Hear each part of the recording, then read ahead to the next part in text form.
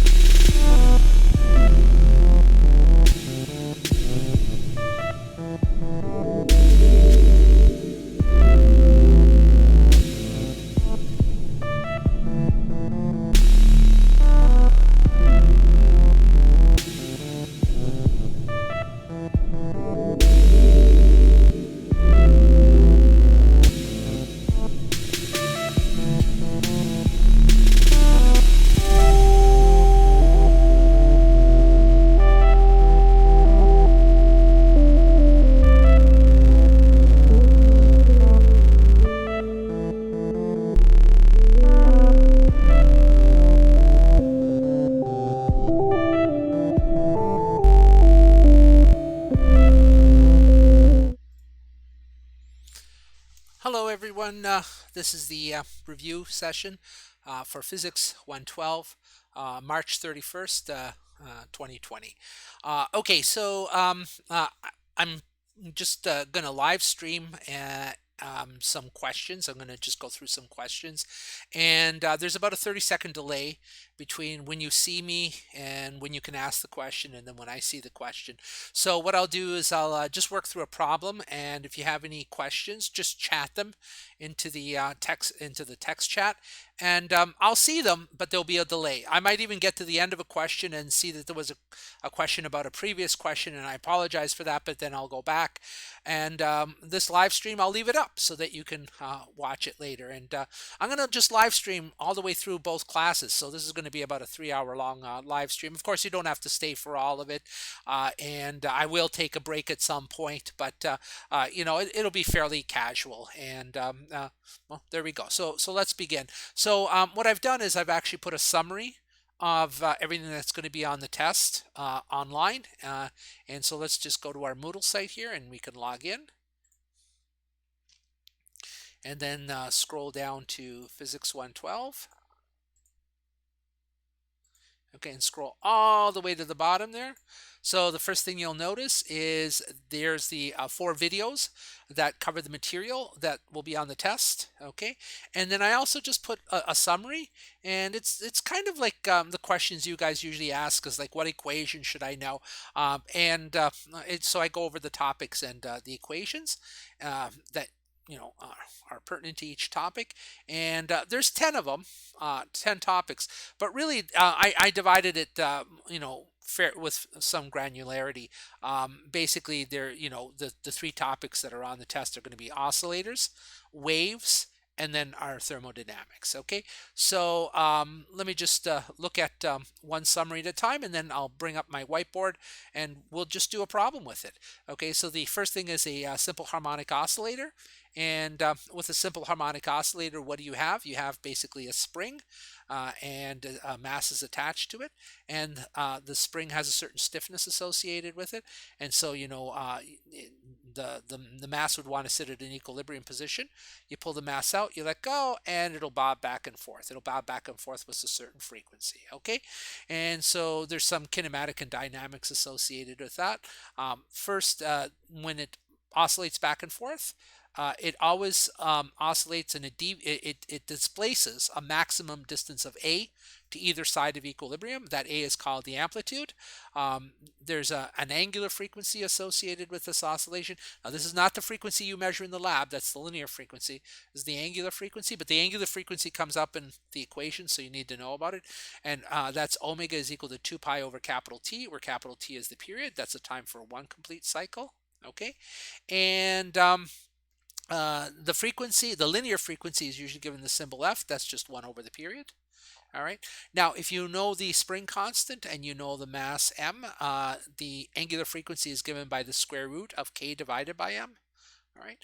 As the oscillator oscillates back and forth,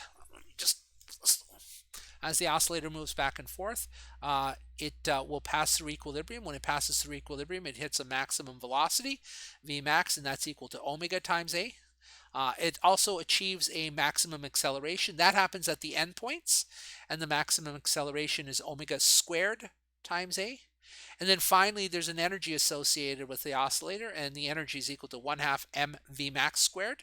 That's if you have all the information for the oscillator when it's passing through equilibrium. You know Vmax. You can just do 1/2 mv max squared.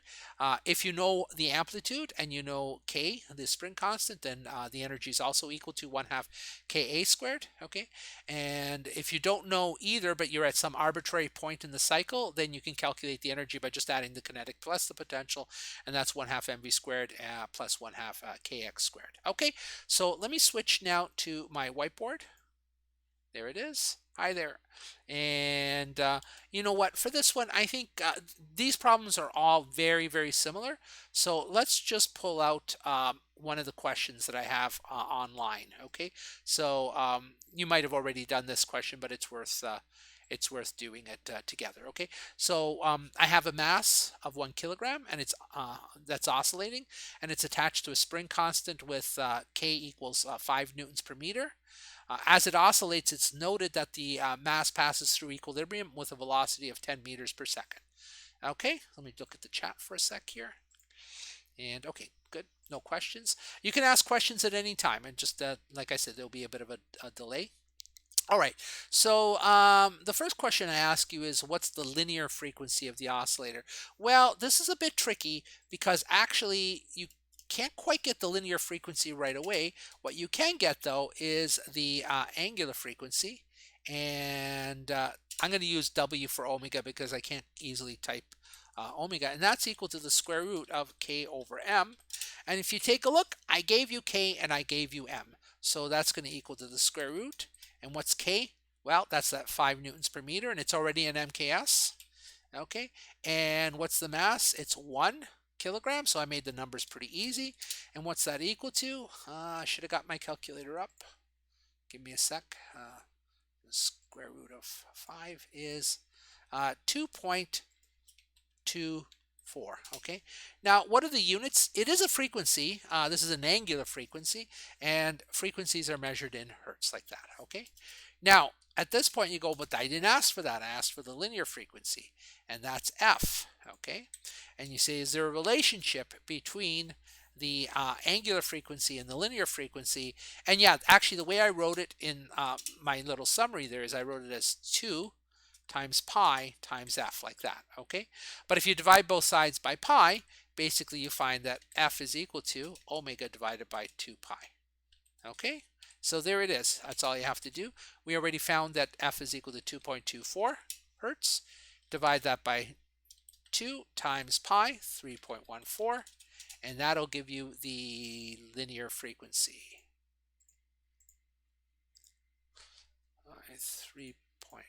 3.14, and that turns out to be and it's also in hertz. Okay, so let me just save this quickly.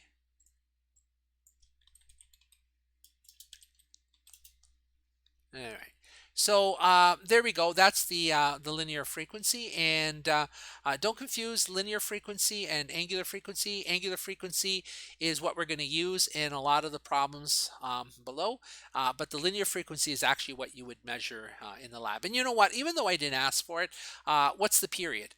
Well, the period, just remember that the frequency is equal to 1 over the period, which you can rearrange as t is equal to 1 divided by the frequency. In other words, they're reciprocally related. So you have that the linear frequency is 0.356. So if I asked for the period and you have the linear frequency, you just take the reciprocal, and that would equal 2.81 seconds. Okay, so this oscillator basically bobs back and forth once every 2.81 seconds.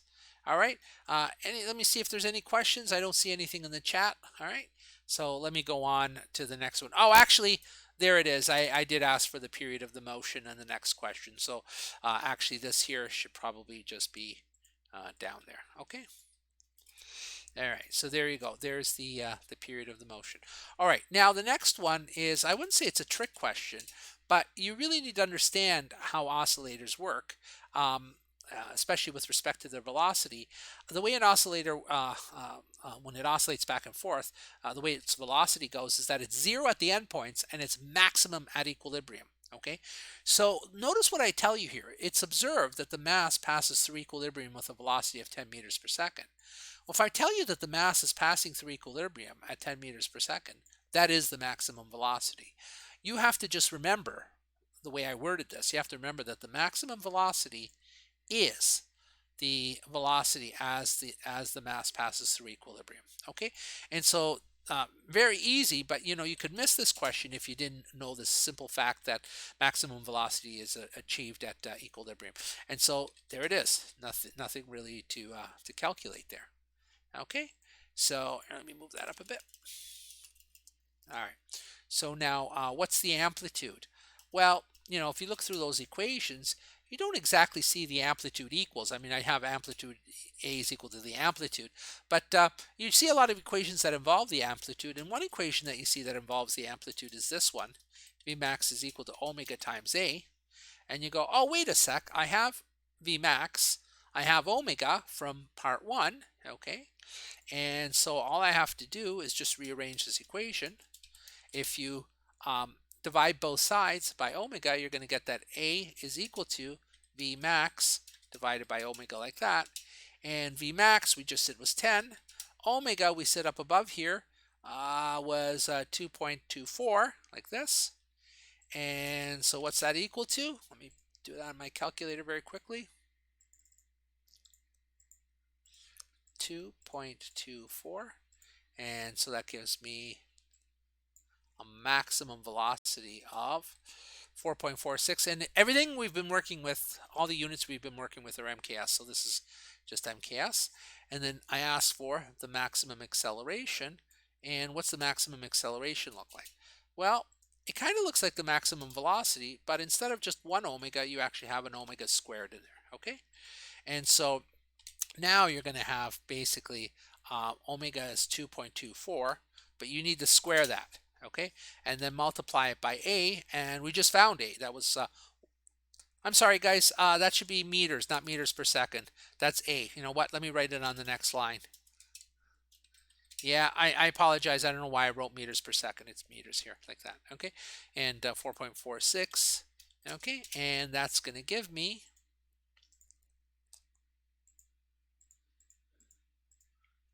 squared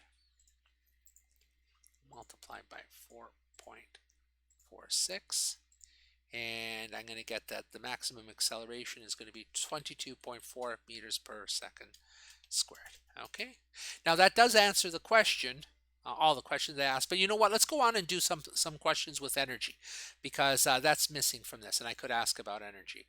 All right, looking at the chat here, where did you get Vmax again? Oh yeah, okay, so Vmax here, you see it's equal to 10. You say, where did I get that? So hard for me to draw, but let me try here. You know, an oscillator basically oscillates like this.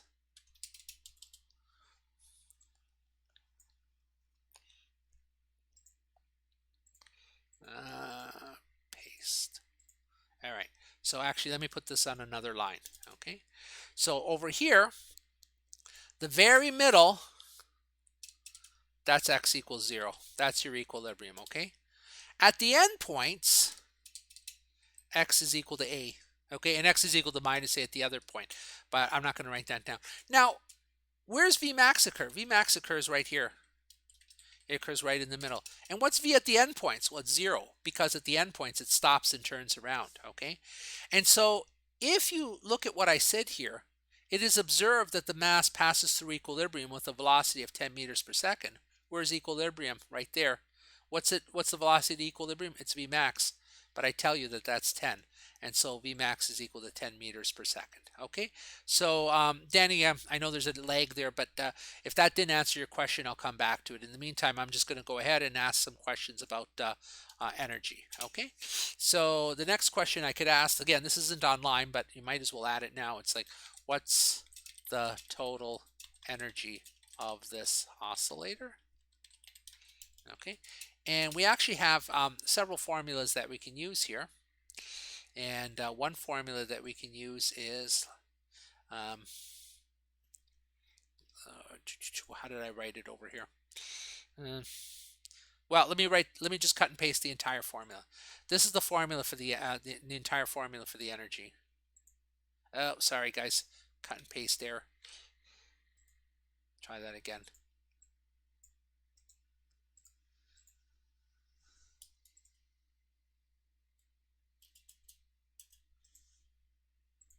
All right, there we go. So I just cut and paste this out of the summary. Now, there's actually 3 equations here for how you can calculate the energy. All right.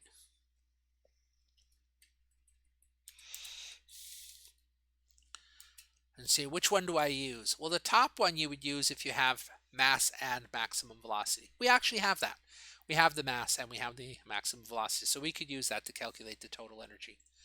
The second one works if you have K and A. and K is the spring constant, and A is the amplitude. And we actually have that too because we calculated it, so we can use that one. The third one, I'll give you another question to show you when to use the third one. But the third one actually works at some arbitrary point x and v, or some arbitrary point x and the velocity at that point, okay? And so right now, since we know it at the endpoints, no reason to use that one. In fact, we really can't use that one right now. Like I said, I'll give you a problem like that in a minute. So you know what? Let's use this one right here to start with. And so, you know, it's 1/2 mv squared, but, you know, that diagram that I have here, if we take a look here, actually in the middle, the energy is all kinetic energy. Okay? All right. Whereas at the end point, the energy is all potential energy there, like that. Okay? So we're looking at the middle. The energy is all kinetic energy, and so all you have to do is calculate 1/2 mv squared, but at the middle, at equilibrium, v is equal to v max. So I have 0.5 multiplied by m, and what did I say m is again? 1 kilogram. That's an easy number. 1 kilogram, and the maximum velocity was 10 meters per second, like this. Okay, and we have to square that, and so we're going to have a half times 10 times 10, which is 100, and so that's going to equal 50 joules. Okay, so there's the total energy. Now that's one way to do it. You know what? Just to show you that you'll get 50 joules again, let's use this method. Okay, you should get 50 joules again, otherwise there's something wrong. So we got here a half, which is 0.5, and K, I told you what K was. If you go all the way up here, the spring constant was 5. Okay, so that's 5. And what's A? A is a 4.46 squared, like that. And let me see what that works out to. So 4.46 squared multiplied by 2.5. And okay, so there's a bit of a round off error, but that's okay because, you know, we rounded off. So here we got 50, and there we got 49.729. Yeah, well, that's actually 50. Okay, it's just that I've been rounding off all my numbers, and so, you know, 49.7 rounds up to 50. Okay, so yeah, we get the same answer both ways. Okay, let me take a look at the chat if there's any questions. Okay, I don't see any new questions, so I think everyone's okay. Again, you know, like there's a lag, so I'm going to move on, and if you ask a question, I'll see it eventually, okay? So there we go. The total energy of the oscillator, whether you calculate it using the total kinetic energy, that is with V max, is 50, or if you calculate it with the total potential energy, which occurs at the endpoints, it's still 50, okay? Now here's another one, okay? G, okay? What is the velocity of the mass when it passes x equals 1 meter? And you go, wow, how do I do that? Well, let's take a look here. First of all, the amplitude is 4.46, which means if we look at this diagram here, from x equals 0 to x is equal to a, well, a is equal to 4.46 meters, okay? Well, that's like close to 4.5 meters from equilibrium to the end point. At some point, it's going to pass the 1 meter mark. I don't know, say the 1 meter mark is right there. In fact, I'll just replace it with a little x, or maybe better yet, an asterisk, okay? So maybe that's x equals 1 meter. And I want to know, how fast is it going at x equals 1 meter? And you go, how do I do that? Okay, well, you know what? Take a look at this third equation here. The third equation basically says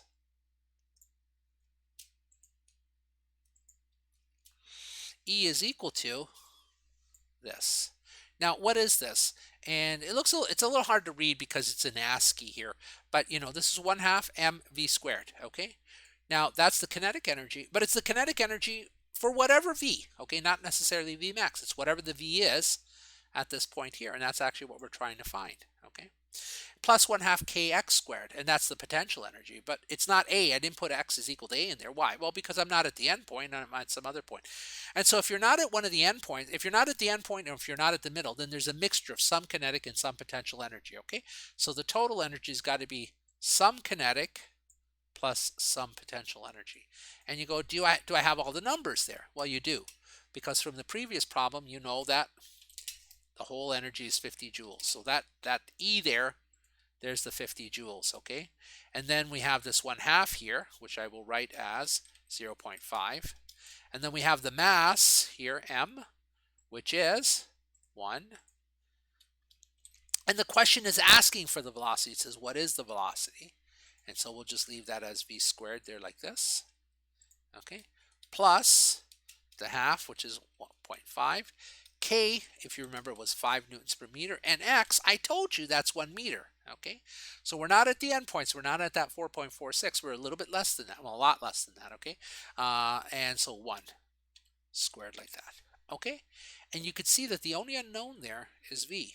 And so if we reduce this, we're going to get that 50 is equal to 0.5 times 1 times the V squared, like this, plus 0.5 times 5 is 2.5, like this.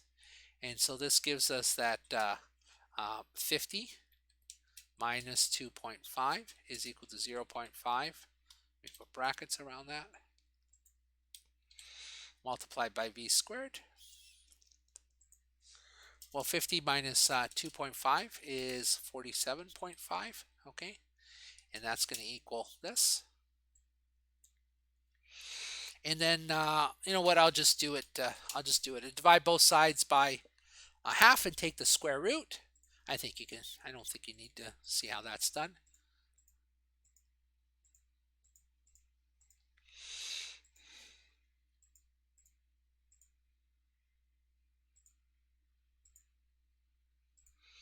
And it turns out to be V is equal to 9.75. V is equal to 9.75 meters per second, okay? So there you go. Now let me see if there's any questions in the chat. Nope, no questions yet, okay? So we've got now that V is equal to 9.75. That's the answer, but you might ask yourself, is this correct? Well, it's not at equilibrium. So at equilibrium, Vmax was 10. At the endpoints, V was equal to 0. And so it's got to be between 0 and 10. And it is. It's 9.75. Okay? And because it's kind of close to equilibrium, it's getting close to the 10. It isn't quite at 10 yet. It'll get to 10 when it hits equilibrium. But it's a little less than 10. It's at 9.75. Okay, so just I'm going to try to animate this. You know, there it would be 0, velocity 0. Then it speeds up. Then it speeds up. Then it speeds up. Okay, by the time it gets to there, it's 9.75. By the time it gets to equilibrium, that's at 10. And then it slows down. Then it passes, you know, decreases to 9.75. And then it slows down. It slows down. Slows down. And by the time it gets to this other end point here, it's at 0. It stops, it turns around, and starts moving back the other way. Okay, so this, and I'll put this online too. Okay, so there are my answers, but like I said, I'll cut and paste this and put it up on our Moodle site. But this is a complete problem for oscillators. Okay, let me see if there's any questions in the chat. You guys look good. All right. Just wait a second here. All right, no questions. So you know what? I'll move on to the second topic. Okay. So the second topic was actually waves, and in particular, there's quite a few wave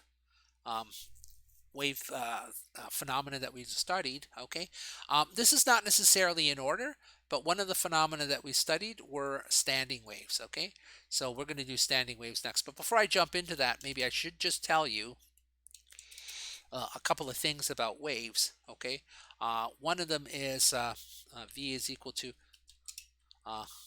lambda times F. Actually, you know what? I probably should add that as a, you know what? Yeah, let's call this one number 2, and this one will be number 3. I'll add this later, guys. I forgot to add V is equal to lambda F. Let me see if I can actually cut and paste the lambda out of the somewhere. I can't draw lambdas, but I can cut and paste them.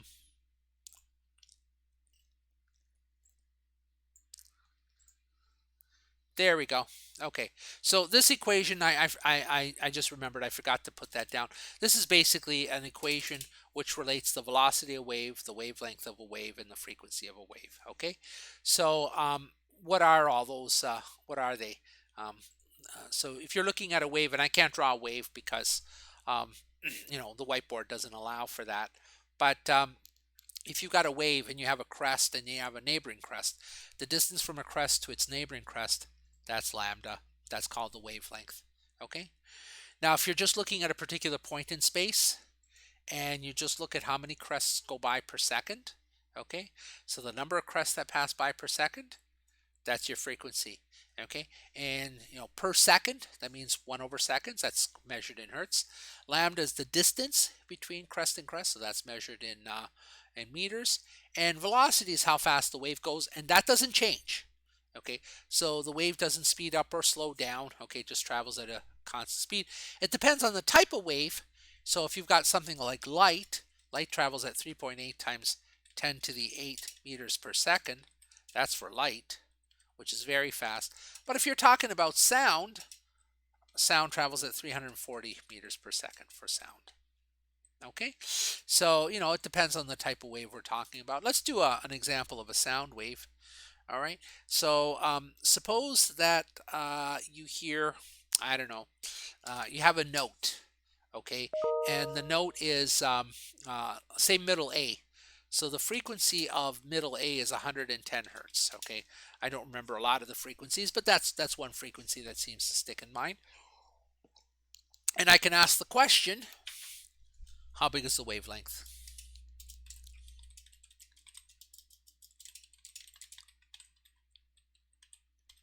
Okay. Well, I mean, I forgot this equation because it's so trivial. I mean, there it is. And you're saying, well, what do I want to solve for? I want to solve for the wavelength, so I want to isolate lambda here. So I'll take lambda there, and I'm going to divide both sides by the frequency, so I'll get V over F like that. Okay, so basically all I did was I just divided both sides by the frequency. So on this side I'll have just lambda, and on the other side I'll have V over F. And so that's equal to 340 divided by the frequency, which is 110.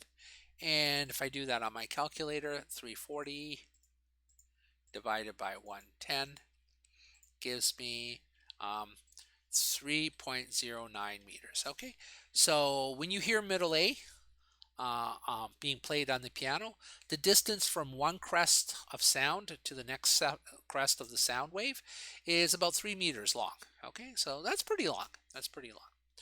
All right, let me see if there's any questions about that in the chat. All right, there are no questions. All right, let me move on. So yeah, I guess I skipped that in the summary. I'll add it later, but that should be in there. Okay, so basically that this is the speed at which waves travel. Okay, and it's fixed for a particular medium. So if you give me a particular substance, you say electromagnetic waves. Okay, well then it's fixed at this. You say, no, I want to talk about sound waves. Well, it's fixed at that. It doesn't matter what the frequency is. It doesn't matter what the lambda is. Sound waves always travel at about 340 meters per second period. Okay, and if you did water waves, they would travel at their speed, and waves in a string, they travel at their speed, and so on. Okay. All right, so when I first introduced waves, I had these kind of like free roaming waves. All right, these were waves which were not tied down at two ends, but more typically you have waves that are tied down at two ends. And so what you have is like on a guitar, you have like a bridge, okay, and then you have a string, and it's tied down to another bridge like that. Okay, now the length of that string, we're going to call that capital L. All right, there we go, capital L. All right, so like if you have a guitar, if you were to measure from the head of the guitar, from the bridge at the head of the guitar to the bridge on the body of the guitar, it would have a certain length. I don't know what that length is. It looks around a meter long. Okay, and that's your capital L. All right, so when you pluck this string here, what happens is that you'll get a frequency, but you can't get any old frequency. And the reason you can't get any old frequency is because you can't get any old wavelength in there. You either get like half a lambda in there, or 1 lambda, or 3 halves lambda, or 4 halves lambda, or 5 halves lambda, and so on. Okay. Now we did that theory in class, and I did it online. I'm not going to repeat that theory, but basically, when you convert that wavelength into a frequency, you find that the frequencies are discretized, just the same way that the lambdas are discretized. Okay, and you get this lowest frequency. Okay, it's F1. And F1 is basically called the fundamental frequency. The string cannot vibrate at a frequency lower than this. Okay, so F1 is the lowest frequency. It can vibrate at higher frequencies. It can vibrate at 2 times F1. So like that's what this equation says. You got these other frequencies, these FNs. And they can vibrate at higher frequencies, so it can vibrate at 1 times F1. Well, that's F1. It can vibrate at 2 F1s. It can vibrate at 3 F1s, 4 F1s, 5 F1s, and so on. But it can't vibrate at, say, 1.5 F1 or 2 2/3 F1. Okay, it's got to be an integer multiple of F1. All right. And then you say, well, how do I calculate F1? And it's basically equal to V, which is the velocity of the waves. And even though they're called standing waves, the waves aren't moving, they're kind of stuck between the two bridges. Yeah, they're standing waves. But, there still is a velocity associated with that string, okay? So there's a velocity divided by 2 times L, and L is the length of the entire string, okay? Now, you say, well, great. How do I get the velocity? I'll put that on another line here. The velocity can actually be shown to be equal to the square root of the tension in the string, and that's just how much force you're using to pull the string tight, divided by this mu. And this mu, you say, what's that? That's basically a linear mass density, okay?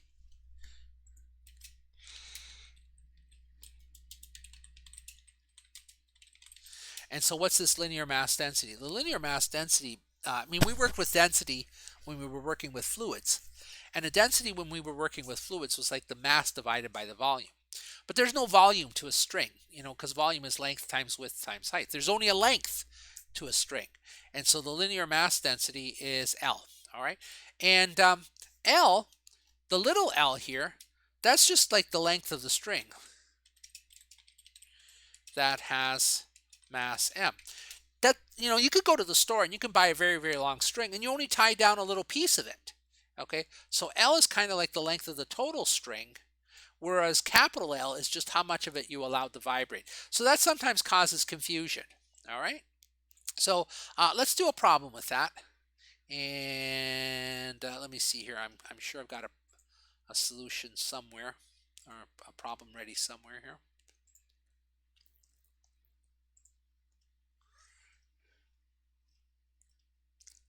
All right, here we go. Here's a problem, ready problem. All right. So without writing any English to it, let me just describe what's going on here. So we have the string, and the string has a tension of 100 newtons. That's pretty easy to do in the lab. Okay, so 100 newtons, that's just like tying a 10 kilogram mass at the end of it. All right, and L, how much of the string do we allow to vibrate? We're only going to allow 30 centimeters of the string to vibrate, okay? Now we're going to work in MKS, so 30 centimeters is 0.3 meters, all right? So we're just going to allow 0.3 meters of the string to vibrate. But if we go to the store and we buy this string, we actually buy 10 meters of it, okay? So even though we're going to only allow 30 centimeters to vibrate, we actually have 10 meters of string, okay? So, and that 10 meters of string, if we weigh it, turns out that has 300 grams. So the 10 meters of string weighs 300 grams.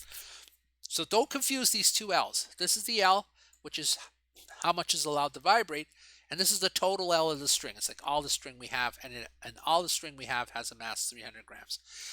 Well, if you calculate the linear density, that's just m, the total mass divided by the total length. Well, I told you that it weighs 300 grams, which is 0.3 kilograms, working in MKS. The total length of the string is 10 meters, and so you find that the linear mass density is 0.03 kilograms per meter. Okay, let me see if there's any questions in the chat. No questions. Let me move on. Okay, and what next? Well, the next thing is we want to get this, like I'm asking for what's the fundamental frequency, and you go, okay, what do I need for the fundamental frequency? I need V, and I need 2L, okay?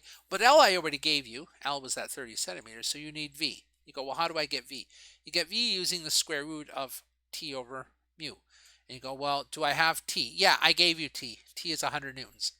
And mu, okay? Did I give you mu? Well, not exactly, but we calculated mu, okay? So if we use this equation here, there it is again, repeated. We substitute in the numbers. The tension is 100 newtons. The linear mass density is 0.03 kilograms. That's going to equal, crunch it through your calculator, 57.7 meters per second. Okay? So the speed of the waves in the string would turn out to be 57.7 meters per second. So now we're poised to use that equation because we know V and we know L, and of course there's just a 2 in there, and so we can work that out, and there it is. Okay, so well, what did I do there? Maybe I should just plug that in there like that. Okay, so we have that F1, the lowest frequency, is V over 2L. We substitute in for V, we substitute in for L, and we get that the lowest frequency is 172.2 hertz. Okay, and this is actually an audible frequency. Okay, this is kind of a it would sound like a note on a guitar. All right, so there you go. So the question that I would have asked is I would have given you this information here, and I would have asked for the lowest frequency at which it vibrates, and there it is. And then I could ask subsequent questions. I could say, at what other frequencies does it vibrate? Well, that's this part. Okay, so it's going to be integer multiples of that F1. And you go, well, what does that mean? What does that N times F1 mean? It just means like 2 times F1. Okay, so another frequency at which this could vibrate is this. Like that. So there's the second. So the first one is at 172. The second one is at 2 times 172, which is 344. The next one would be at 3 times that, then 4 times that. I'm not going to do more of them, but I'll just write down what you would do. You would do F is equal to 3 times whatever F1 is, and then you can work it out and so on. Okay. So there you go. You just get these integer multiples, and it kind of forms like a ladder. Okay, with equally spaced steps and frequencies. All right. All right, let me take a look in the chat here. Are there any questions? I'm not seeing any questions, okay? And 12 people are watching. If you do have a question and I move on, again, it's because of the lag. I'll just come back, okay, guys? So there you go. And this is a pretty complete example of standing waves here. All right. So what else did we look at? Well, another thing we looked at with waves. Again, I'm not sure the order that I did this in, but we also looked at beating, okay? And this is where you have 2 notes, and the 2 notes are close, but not exactly equal to one another, all right? And what happens is what you would hear. So there's an example down here. Let's just look at this for the theory so far. Okay, so we would have 2 notes, F1 and F2, and if the frequencies are close to one another, you're not going to hear F1 and distinctly hear F2. It's not like you hear like one note and then the other note beside it. That's not the way hearing works. They kind of mix together, and we hear one resulting note, and the resulting note actually has a frequency which is in the middle of the two. Okay, and so the frequency of the resulting note, so I better say this, frequency of the resulting note is basically F1 plus F2 divided by 2. But that note doesn't have a steady loudness. It goes loud, soft, loud, soft, loud, soft. And the frequency at which it goes loud, soft, or that phenomenon where it goes loud, soft, that's called beating. And it has a frequency. And the frequency of the beating is actually the difference between the 2 frequencies, okay? Now, in class, we did discuss about whether you can measure the phase, but human ears can't hear that. So as far as what we hear, like if you were tuning a guitar, you would actually hear the difference between the two frequencies. And there you can see that I have absolute values, and that's because it doesn't matter which node is bigger than the other. Okay, you just subtract the two frequencies. All right, these are really simple questions. All right, there's not much that I can ask here, but you know, like if I say to you, oh, you know what, I've got two notes. One node is at 220 hertz and the other node is at 222 hertz. What's the frequency of the note that you would hear? So this is the first question I would ask. So you would hear a note which is at the middle of the two, 220 plus 222 divided by 2, in other words, at 221 hertz. Okay, that's what you would hear. But it wouldn't be a steady note. It would go loud, soft, loud, soft, loud, soft. And so the next question I can ask is, what's the beat frequency? Or what frequency does this note beat? And the answer is, well, 222 minus 220, they're different by 2 hertz. There you go. So you would actually hear this thing going loud and soft twice per second. All right, and there you go. That's beating. All right, let me look in the chat here. Still nothing new, and 14 people watching, so good. All right. All right, so what's next? Well, the next thing we did was, we're still in wave phenomena. We looked at reflection, refraction, diffraction, and interference. Okay, and these phenomena are mostly to do with waves that are in higher dimensions. It's like the previous ones were like, you know, a string, which is 1D, but these are like phenomena that you would see in 2D or in 3D. Okay, and for reflection, that's easy. I mean, there's no equation for reflection. Basically, the wave bounces off a barrier, and the way it bounces off a barrier is you have to define these rays. And let me just cut and paste the picture of a ray here. Okay, so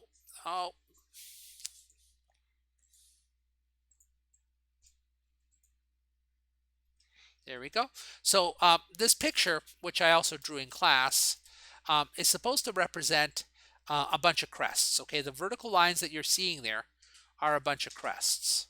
Okay, and so here we are. Here are the crests, and those crests aren't standing still. They're moving towards the right of the screen. Okay, and so to indicate that motion, we draw this arrow here, and that arrow is a ray. Okay, and basically the rule is that if you look at the ray, the incident angle of the ray is going to equal the reflected angle of the ray.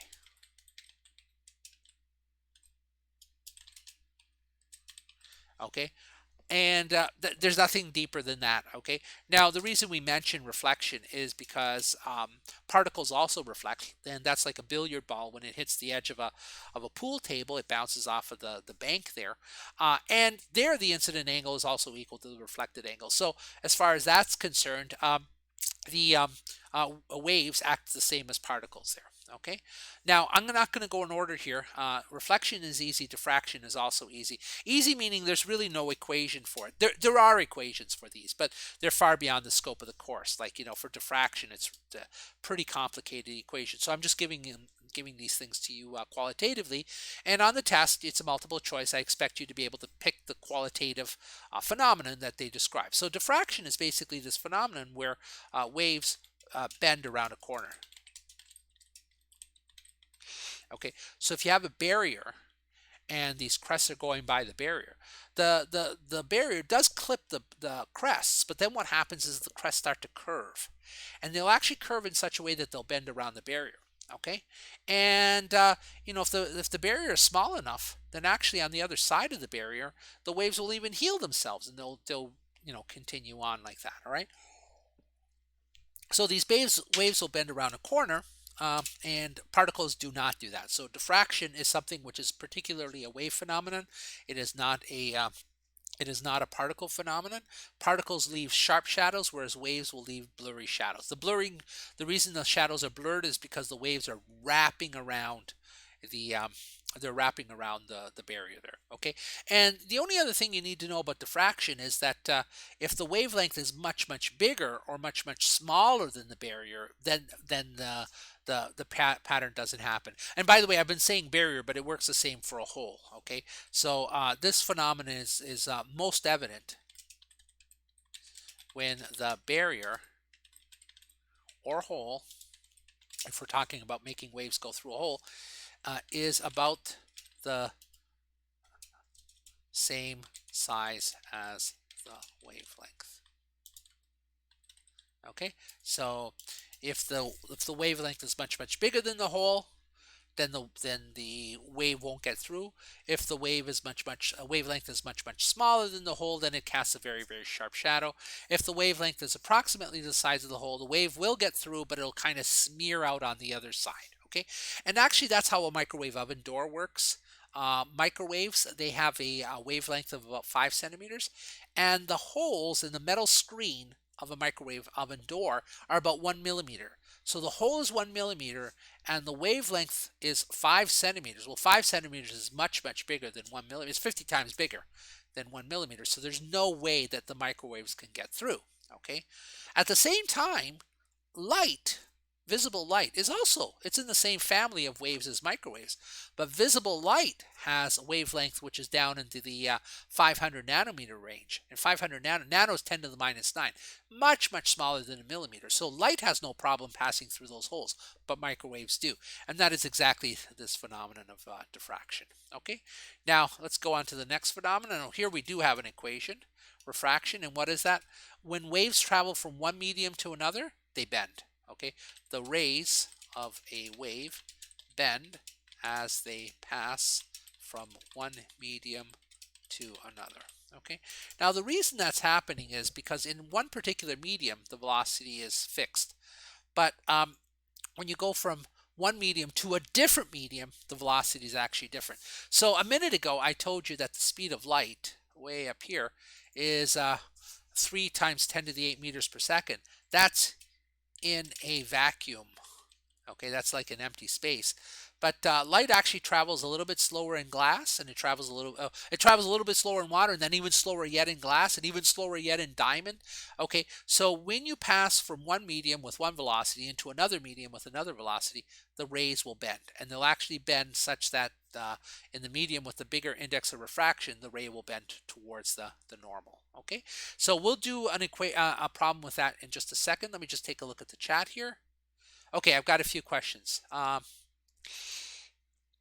I'm trying to, Kaylin says, I'm trying to type the fundamental frequency equation into my calculator with the numbers shown, but cannot get the same answer as you. Okay, and then I've got another one, a little off note, but do you know how many questions are on the test? Yeah, let me answer that one first. There are 35 questions on the test, and I think I'm going to bump it up to 3 hours, Doug.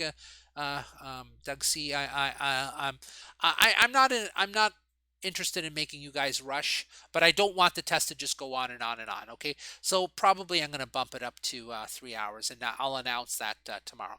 And let's go back to Kaylin's question. And before I do the problem with refraction, so I apologize that this is a bit of a delay, but you know, this is the way it is. So you're trying to calculate the fundamental, and you're not getting the same. Well, let me see. Maybe I made a mistake. I don't know. Let me see here. So we're looking at this one right here.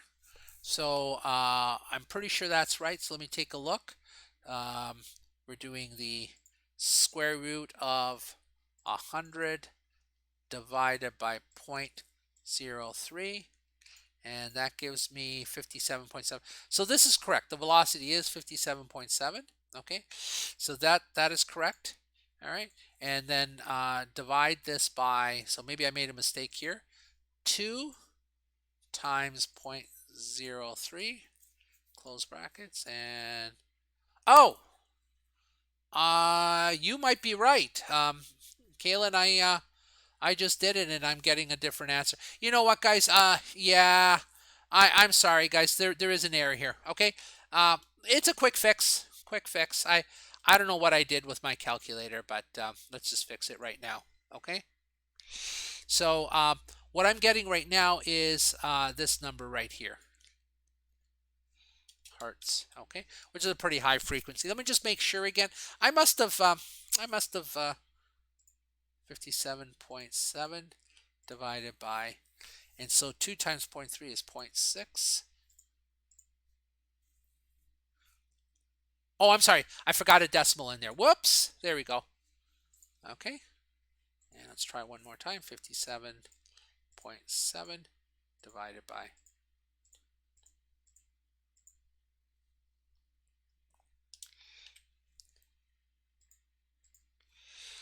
So I'm getting 96.2, okay? And so that would be the fundamental, and then multiply that by 2, and that gives me 192. And all right, and if I multiplied that by 3,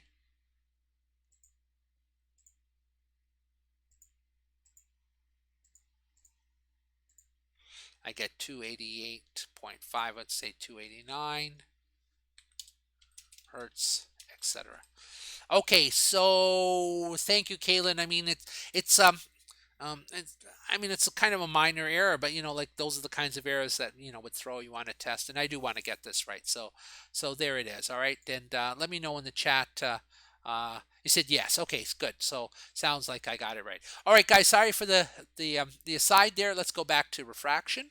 And so just to remind you, this is like when rays bend as they pass from one medium to another. Classic example. You know that when you're standing in the pool, you look shorter. You see someone standing in the pool, you look shorter. Or a stick, when you put a stick in water, the stick looks bent, and you go, what's going on there? Why does it look bent? Well, because the rays that are emerging from the stick underwater are actually being bent, okay? And so let me give you that equation. And the equation is Snell's law, and here it is. Okay, so there's Snell's law. All right, and what are all the pieces in it? There's N1, and N1 is the, like say it's air, so N is the index of refraction of air. Theta 1 would be the angle in the air, the angle that it makes with the normal. And I can't draw that, but basically the normal is that line which is perpendicular to the surface. So once again, N1 is the index of refraction in air, theta 1 is, say, the index of refraction in air. And then if we're talking about water, N2 could be like the index of refraction in water, and theta 2 would be the index of refraction in water. Or replace air and water with whatever two media we're talking about, okay? So let's do a problem with this. Let's go from air to glass. So we've got like say, a laser beam. And this laser beam, we're going to shine it from air to glass like this. Okay, whoops, lost my A there. All right, air to glass, and I'm telling you that in the air the ray makes a 30 degrees to the normal. Okay, and in the glass we say, well, what's the answer? Well, I had the answer there, but let's recalculate it. All right, and so how do you do this? Well, it's pretty simple. There's the starting formula right there.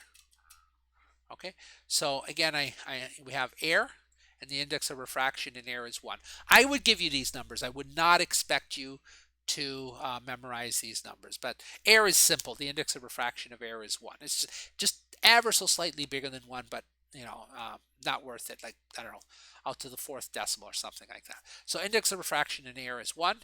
Index of refraction of glass is 1.5. Okay, so we take a look at our equation here. All right, and N1, that's air. We put a 1 in there, and N2 here, that's your glass. We're going to put a 1.5 in there. Okay. All right. And I tell you that the angle that the normal makes with the angle that the ray makes with the normal in air is 30 degrees. So that theta 1, the subscript 1 refers to air. That's going to be 30 degrees. And we want to find theta 2. So we don't know theta 2, but that's what we want to find. So let's simplify things. Well, that's just 1, okay? And here we have 1.5. Sine of 30 degrees, that's a half, okay? So this side is 1 times sine of 30 degrees, which is a half. And this side is just 1.5, and then there's a sine of 2 theta, okay? So that reduces to this. Well, then divide both sides by 1.5, so you get 0.5 divided by 1.5 is equal to sine of theta 2.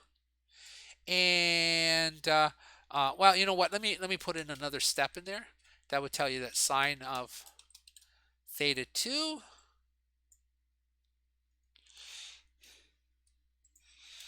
is going to equal 0.5 divided by 1.5 is 0.333333. I just check.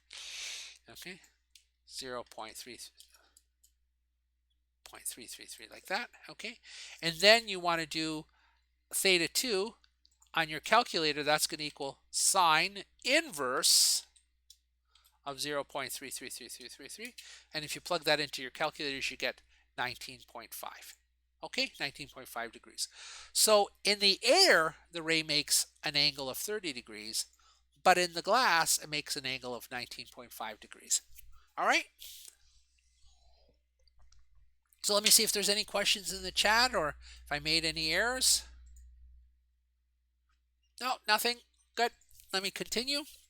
And so there's one other question that I could ask for refraction, and that is this critical angle, and that occurs whenever you're going from a material of higher index of refraction to lower, okay? And this is when you get total internal reflection. So what happens is with total internal reflection is that basically when you're going from a material of higher density to a higher index of refraction to lower index of refraction, the ray bends away from the normal. So the angle in the air is going to be bigger than the angle in the glass. Well, at some point, as you keep making the angle in the glass bigger and bigger and bigger, the angle in the air is going to hit 90 degrees, okay? And the angle in the glass is going to be like, I don't know, maybe 50 degrees or 40 degrees, something like that. But in the air, it hits 90 degrees. Well, you can't go past 90 degrees. And so what happens when you hit this critical angle, that is the angle at which you would be refracting at more than 90 degrees, you switch over from refraction to total internal reflection. Basically, the light would not leave the glass. It would bounce back into the glass and none of it would escape into the air. And so I could ask you, how do you calculate this critical angle, okay? And the way you would do that, you would say, okay, well, in the air, it's going to hit the 90 degree mark, which is the maximum angle that it could possibly make with the normal, because then the ray is running right along the interface between glass and air. And you take the formula here like that. So let me just rewrite it here like this. All right. And you substitute in the numbers. And now for theta 1, we're going to use 90 degrees. Okay, so remember, in the material with the lower index of refraction, that's the smaller n, that's where the angle becomes 90 degrees. So the index of refraction of air, that's still 1. The angle in the air now is at its maximum of 90 degrees. The index of refraction in the of glass is 1.5. Okay, and sine theta 2, well, we don't know theta 2. I actually changed the name from theta 2 to theta critical. Okay, and so how do you solve this? Well, 1, there it is. Sine of 90 degrees, if you do that on your calculator, that's 1. So basically on this side, you just get 1 times 1. Okay, on this side, you have 1.5 times sine of theta critical. So you get this. Divide both sides by 1.5 and then do the inverse sine, just like we did up above here. Okay, and you will get that the angle is 41.8 degrees. Okay, so if your angle is greater, this is in the glass, if you try to shine the light into the air at an angle which is bigger than the critical angle, you don't get refraction, you get reflection. Okay, if however it's the other way around, okay, so if you are less than that, then you get refraction. Okay, so bigger than the critical angle, you're going to get reflection. Less than the critical angle, you're going to get refraction. All right. Now that sometimes causes confusion, but you know, it's not a phenomenon that you experience every day. But you know, if you were down inside of a pool, if you look straight up, yeah, you can see out of the pool. You can see the air, you know, what's outside in the air, outside of the pool. But as you start to look at a more and more oblique angle, at a certain angle, and I think with water it's like 48 degrees, suddenly the water just becomes very shiny, okay, and it turns into a mirror. So, you know, at angles greater than that critical angle, you get reflection. The interface acts like a reflection, like a mirror. But if you're at less than the critical angle, well, then it's just ordinary refraction. Okay, so that's it for refraction. Let me see if there's any questions in the chat. All right, no questions. Let me go on then. All right, and so what have we done? So we've done reflection. We've just did refraction. We talked about refraction and diffraction. Sorry, and the last one is interference. You say, well, what's interference? And interference is, oh, hold on here. Let me put that down there. Oh, that's not what I want. I'll just write it out. Interference. That's when you have waves from two or more sources meet. Okay, they meet together. And what happens when they meet is that crest plus crest gives you a big crest. Actually, let me write that down here. And you get that, if you get a trough plus a trough, you get a big trough. Okay, like that.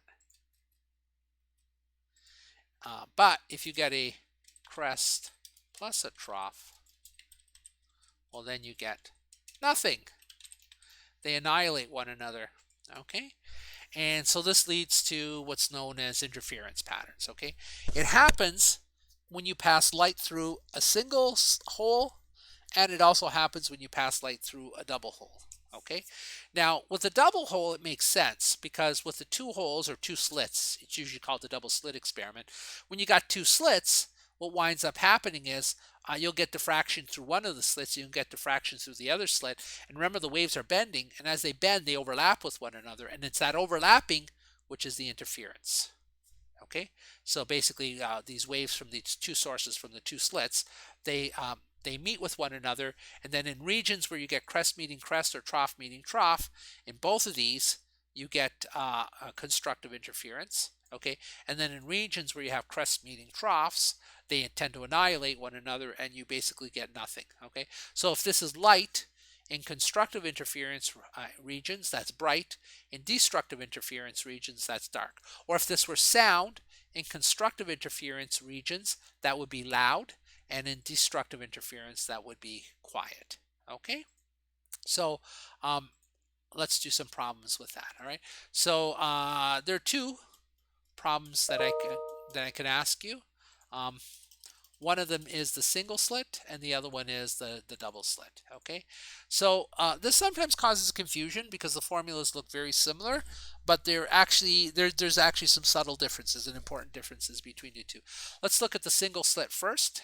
Okay, so with the single slit, the formula is this right here. A is equal to sine theta is equal to n times lambda, where A, that's the size of the hole. Okay, so remember single slit or single hole. So A is basically the diameter of the hole. Theta is the angle at which you're looking. Okay, and you could look directly ahead. That would be theta equals 0. You could look at a slight angle, like deviated from directly forward, and theta can't be more than 90 degrees, obviously. Okay, n is an integer. Okay, so it's like 1, 2, 3, 4, 5. And for n equals an integer, you're actually going to get dark bands. Okay, and lambda is the wavelength. So let me try to describe what this looks like. All right, it basically, actually, maybe I can bring up a web page very quickly. Single slit interference pattern. Let's see if I can bring up a picture. Yeah, here we go. This is a good enough picture. Let me just switch to my... Oh, there we go. So what you're seeing here is if you go directly forward here, so you see that line right down the middle? That's 0 degrees. In the middle, you get a very bright band. And then on either side of the bright band, what do you have? You have a dark band. And then on either side of the dark band, you have another bright band, then dark, bright, dark, bright, dark, bright, and so on. Okay?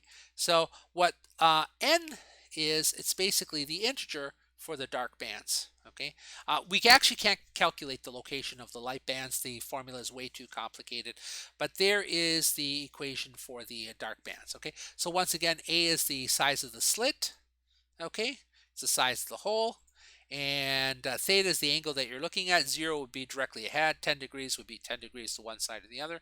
N is an integer for dark bands, and lambda is the wavelength. Okay, there we go. There's the story with single slit. With double slit, you have two holes. And actually, let me see if I can just Google that. So double slit.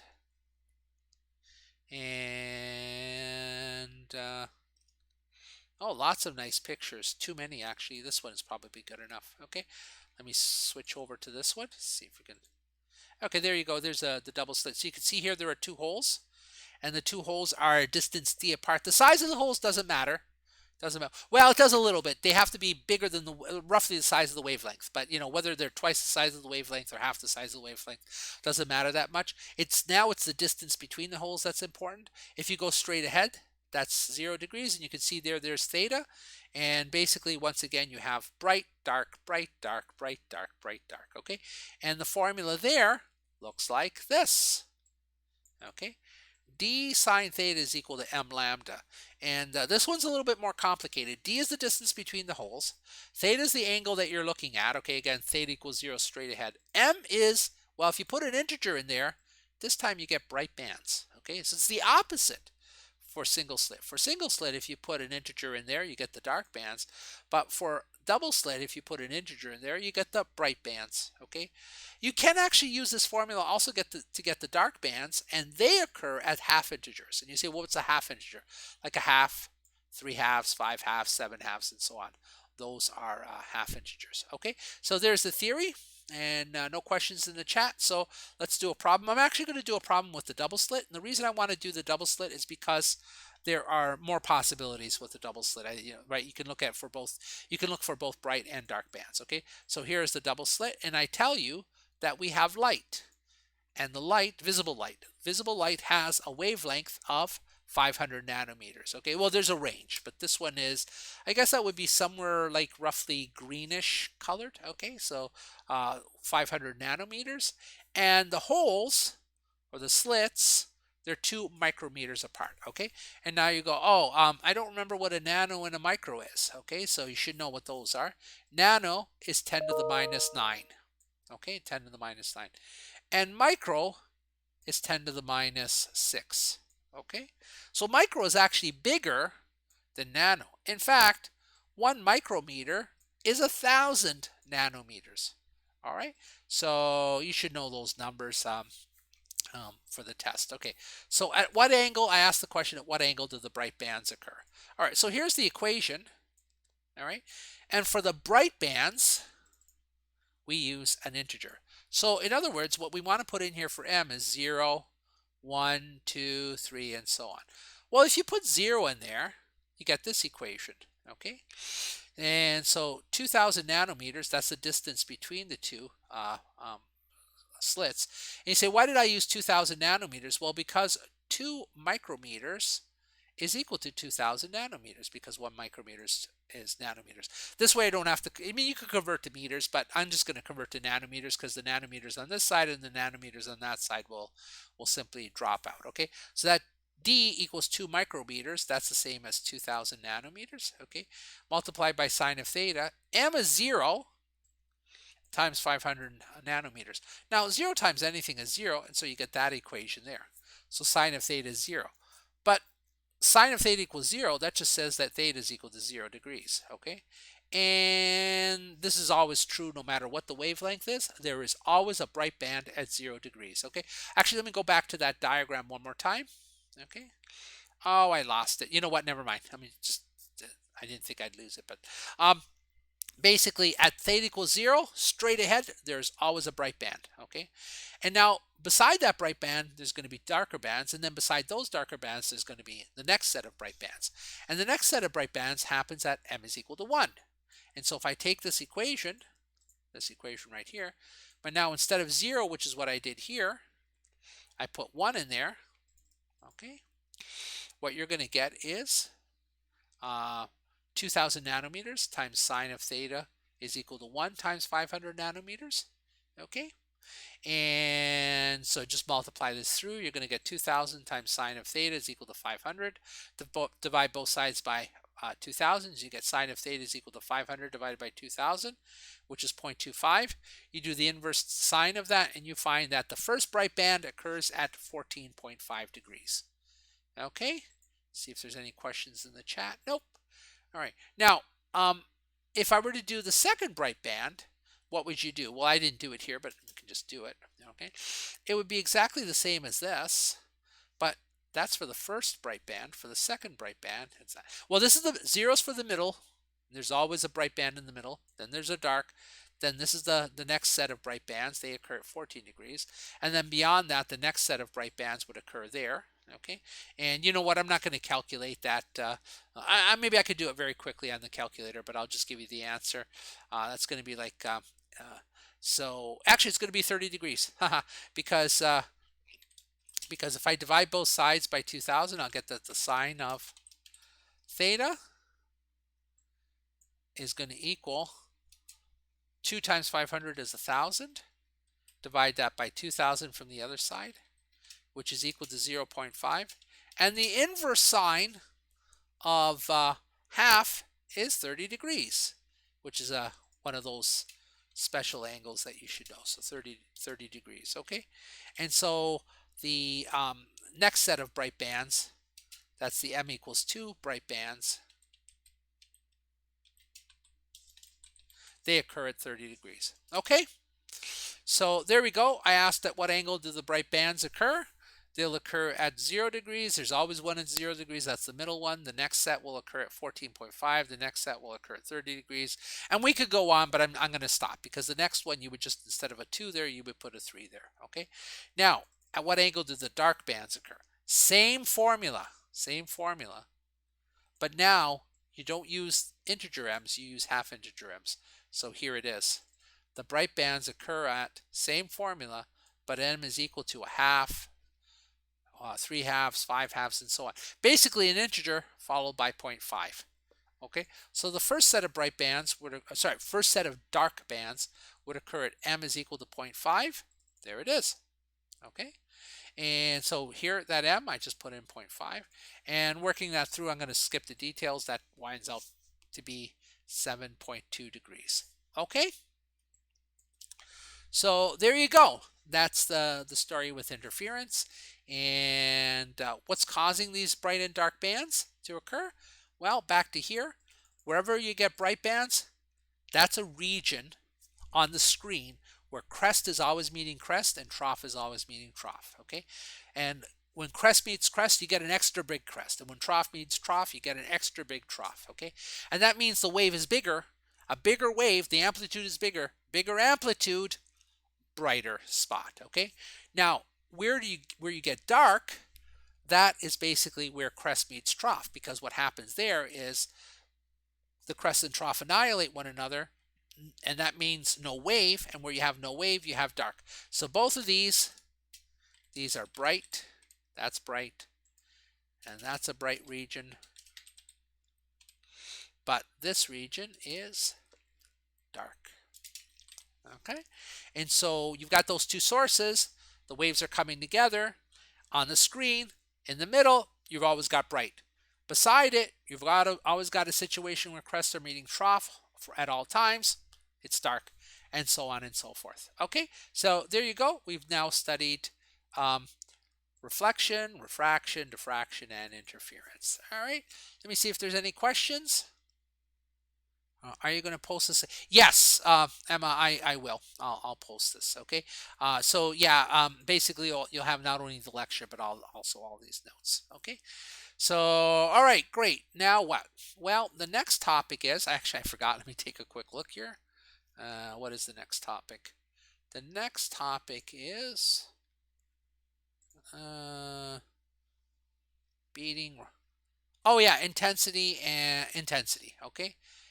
Intensity. So let's do that next. All right. So here's the theory. I'm just cutting and pasting the theory. Okay. So this is straight out of the summary. All right. And basically what intensity is, it's just how loud is the sound. All right. So how loud is the sound? And there's two ways of working with intensity.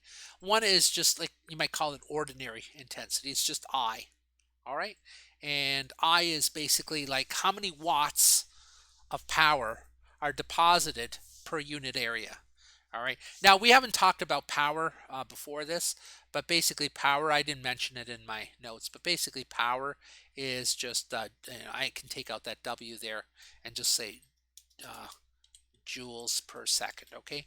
So, waves carry energy, and they'll deposit that energy on something. Like sound will deposit that energy on your eardrum, okay?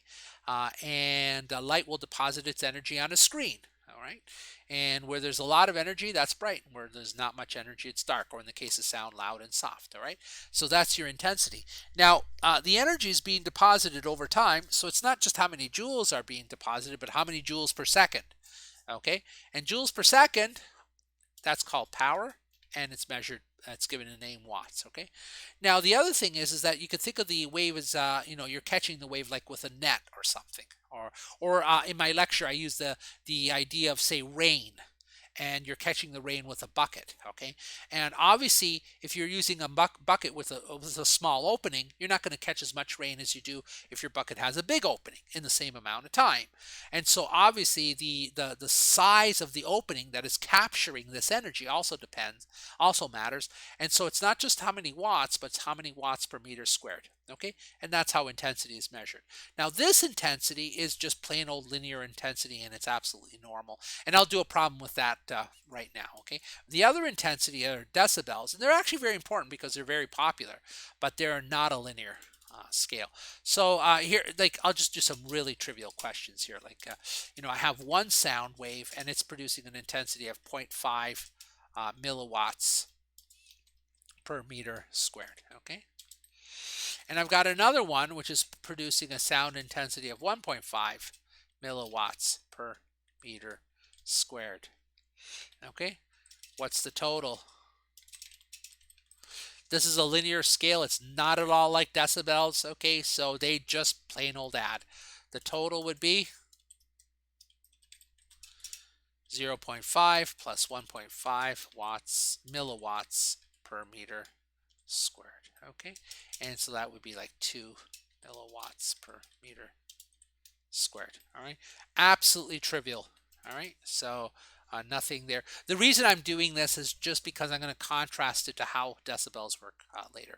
Now, there's another thing we studied about intensity, and this is the so-called inverse R squared law. Okay, and with the inverse R squared law, we're looking at this right here. Now, that's the way I wrote it during the lecture, but there's a more intuitive way of understanding it.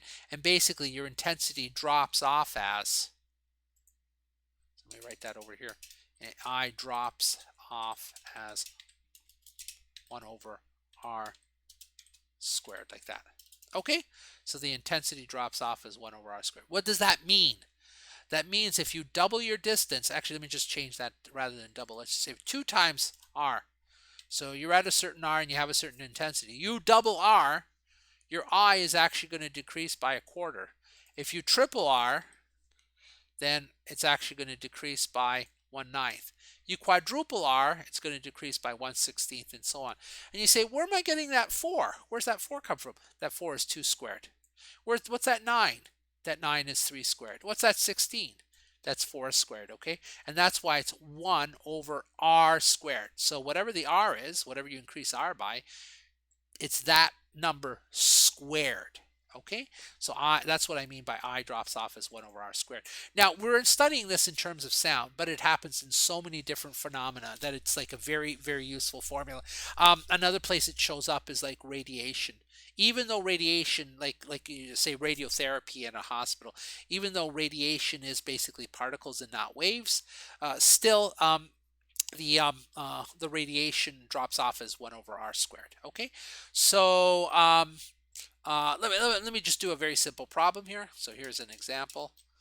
Okay, and we're getting close to the end of the hour, and I think after I do this example, we'll take a little bit of a break. Okay, so here's an example. I is equal to 0.5 milliwatts per meter squared at 2 meters. What is the intensity at 4 meters? What is it at 6 meters? Okay, Okay, and we'll just do that. All right. You say, well, how do I do this problem? Well, if you're going from 2 meters to 4 meters, let's try to do it intuitively, because I think it's actually easy enough to, and you'll get more out of it if we do it intuitively. If we go from 2 meters to 4 meters, how much did we increase R by? We increased R by 2 times. Okay, so we doubled it. Now, if you double R, what happens to your intensity? Your intensity goes to not half, but a quarter. It goes to 1/4 your original intensity, which is equal to 0.25 multiplied by your 0.5 milliwatts per meter squared. And I had to pick hard numbers, didn't I? All right, so 0.25 multiplied by 0.5 would give us 0.125 milliwatts per meter squared. Okay, so I hope that's all right. Okay, and now so that answers this one. What's the intensity at 4 meters? At 4 meters. Okay, now the next one is 6 meters. Well, let's think of this. We started at 2 meters and we went to 6 meters. So how much did we increase R by? We increase R by, so what do you multiply 2 by to get 6? Well, obviously 3. So we tripled the distance. Okay, so now what does I do? I goes from its original value to 1/9 I. And 1/9 I, well, I'll just do it. It's like the number would be 0.5 divided by 9 milliwatts per meter squared. And that's equal to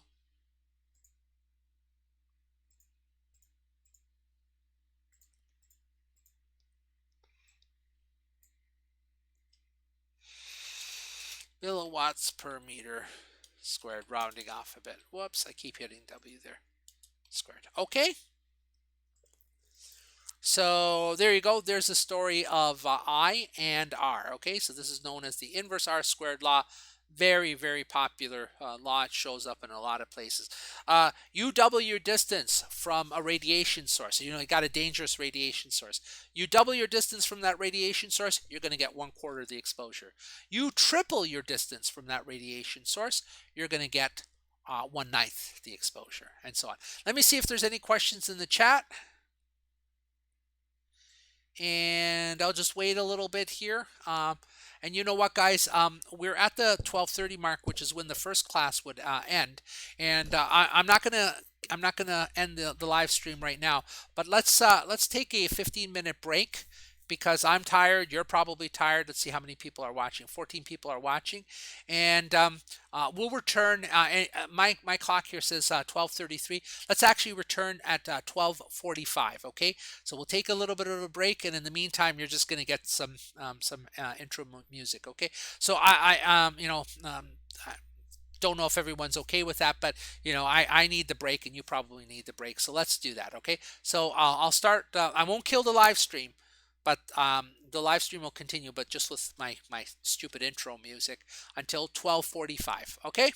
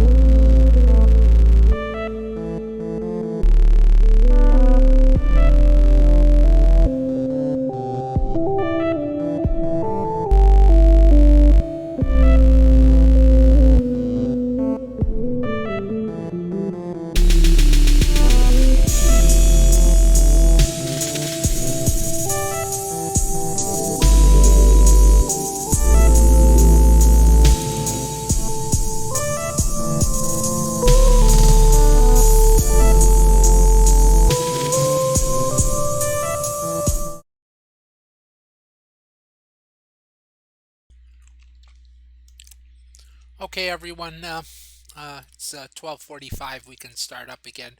Um, that was half the story with intensities. Basically, it was I and how I drops off as R. Okay, but there's something else with intensities too, and that is um, uh, decibels. All right, and with decibels, they are not a linear scale. It's a log scale. After all, you can see the log there, and so basically these betas, they don't add, and this causes no end of confusion. So let me just show you right now. Suppose that I have an example here where one beta is like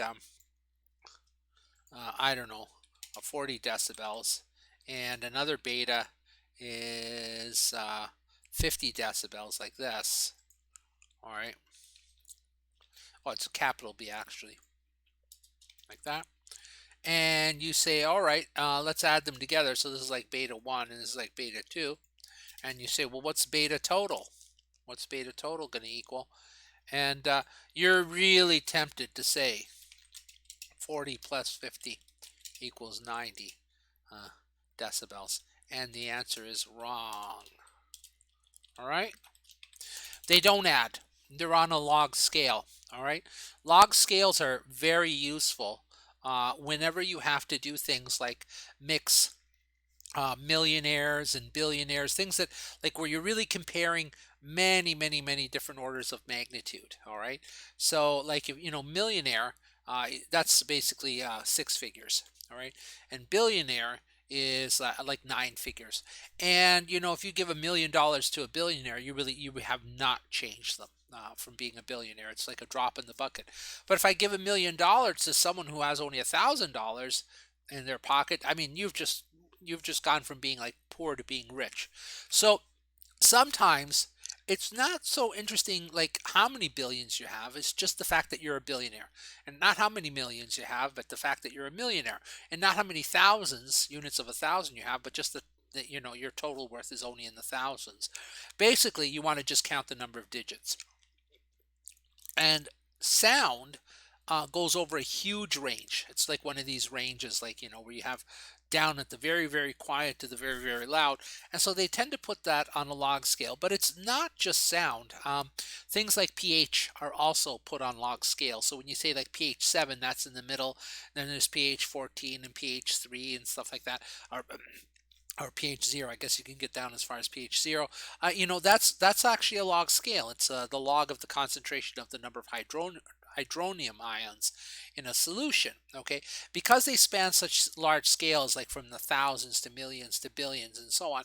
The only way to really get your head around these is to just count the number of digits in the number without regard to exactly how much that number is equal to.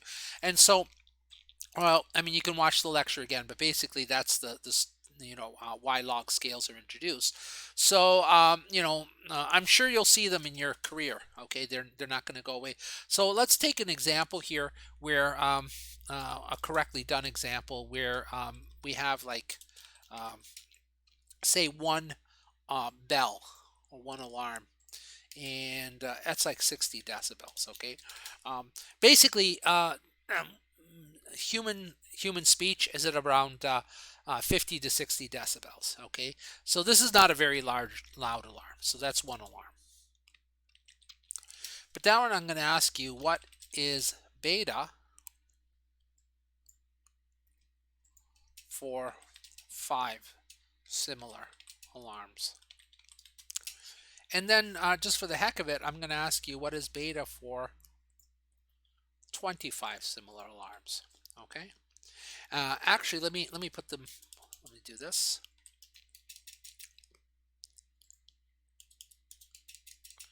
And then I'm going to do 125 similar alarms, and I'm going to say etc. And you should notice a pattern there. What's the pattern? 5, and then what's 25? 25 is 5 times 5. And what's 125? 125 is 5 times 5 times 5, like that, and so on. So we could go on. We could even do one more. I guess the next one will be 625. Yeah, let's do it. Why not? I mean, it's not that much extra work. And what's 625? That's 5 times 5 times 5, like that. Okay? And so let's work that out, all right? Now, how do you do this? Well, let's look at this formula here. All right? Okay? So you guys are used to like plugging in and then solving for one side or the other. Let's not think of the formula that way. Let's think of it this way. Okay?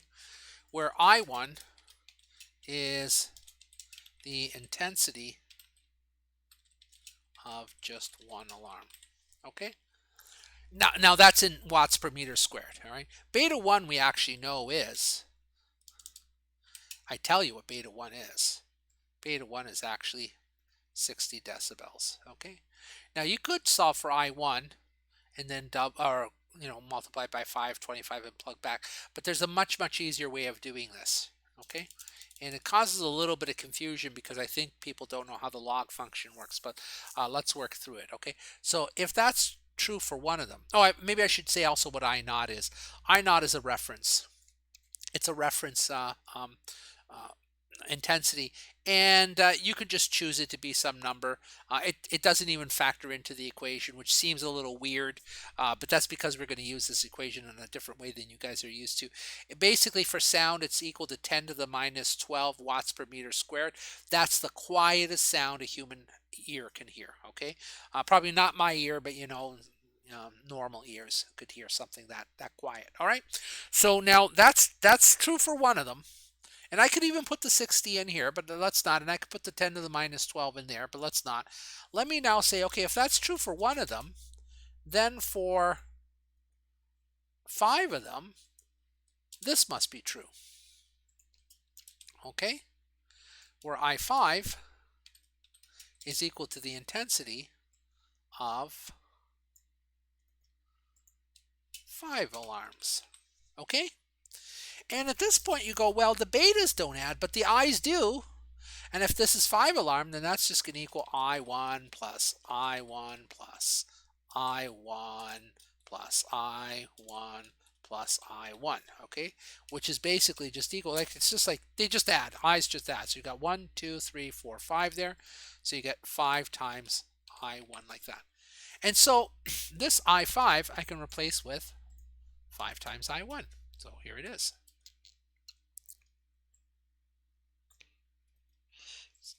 There it is originally, and what I'm going to do now is I'm going to take that out and I'm going to go 5 times I1. Okay, now that 5 that x in there, it's not the variable x, it's multiplication. I did that on purpose. Okay, and the reason is that log turns multiplication into addition. How does it do that? So there's this log identity. Okay, so if you got A times B, and you first multiply A times B, and then you log them, that's the same as logging A and logging B. So you independently calculate the log of A and independently calculate the log of B, and then you add them. Okay, so what happened? If you multiply them first and then take the log, that's the same as taking the log first and then adding them. Okay, so when the log distributes over the A and B, it turns the multiplication into addition. That's going to happen right here. Okay, and so on the next line, what I can do is I can say, all right, fine, this is equal to, now that 10, that's just going to go around for the ride. Okay, so what I'm going to do is I'm going to put like brackets here. I can't really draw big brackets, but you know what, let me do it this way. Okay, so I just put brackets around there. I just want the 10 out of the way because I just want to concentrate on that log. Well, look at what happened here. The log turned into 2 logs, the log of each number. Okay, so this log is going to turn into the log of this one, and it's going to turn into the log of this one. All right, so now we have the log of the first number, 5, and the log of the second number, which is the ratio I1 over I naught, but you could think of it as second number. And then what did the log do? What does the log do to the multiplication? It turns it into addition, like that. Okay, So there you go. There's some magic for you. All right. And now at this point you go, well, why did you do this? Like, what good is this? Well, let me go ahead and now bring in that 10 again. And so on the next line, I'm going to have that. Let me do it easier to read here. We're going to have this times log of 5 plus 10 times the log of this number here, like that. Okay? And now you look at this and you go, well, what did we gain by doing this? Take a look at that right there. 10 log of I1 over I0. And you go, oh, that is the same as beta 1. Okay, that's exactly equal to beta 1. So on the next line you can do, instead of this, that's going to equal beta 1. But I told you what beta 1 is equal to. Beta 1 is 60, I can see, beta 1 is equal to 60 decibels. So that beta 1 is 60 decibels. So we have this piece plus 60 decibels. And now the next thing is, you can just do that on your calculator. And let me do that very quickly. So 10 times the log of 5 is 7. Well, it's actually 6.989, but I'm going to round it off to 7. So that's 7 plus 60, which is equal to 67 decibels. Okay, and so the answer is 5 alarms has intensity 67 decibels. All right, let me see if there's any questions in the chat. All right, looks all right. Great. Okay, now what? Well, I asked you to do it for 5. 1 is 60, 5 is 67. Now I say we'll do it for 25. Well, I think it's pretty obvious that for 25, it's just this number here. Okay.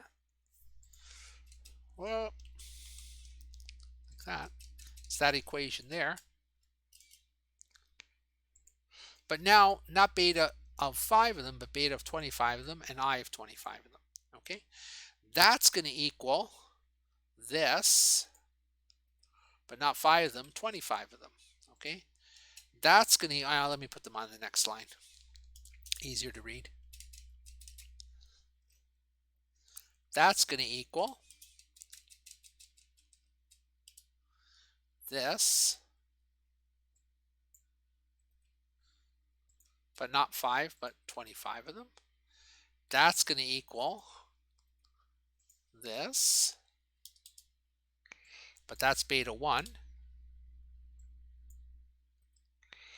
And that's going to equal, if you do this on your calculator, I don't even have to do it on my calculator. I know the answer. It's 14 plus beta 1. And beta 1 is 60. And so now you get 74 decibels. Okay? You might wonder, geez, how did you get that so quickly? How did I get that that was equal to 14? Here's how. Take this.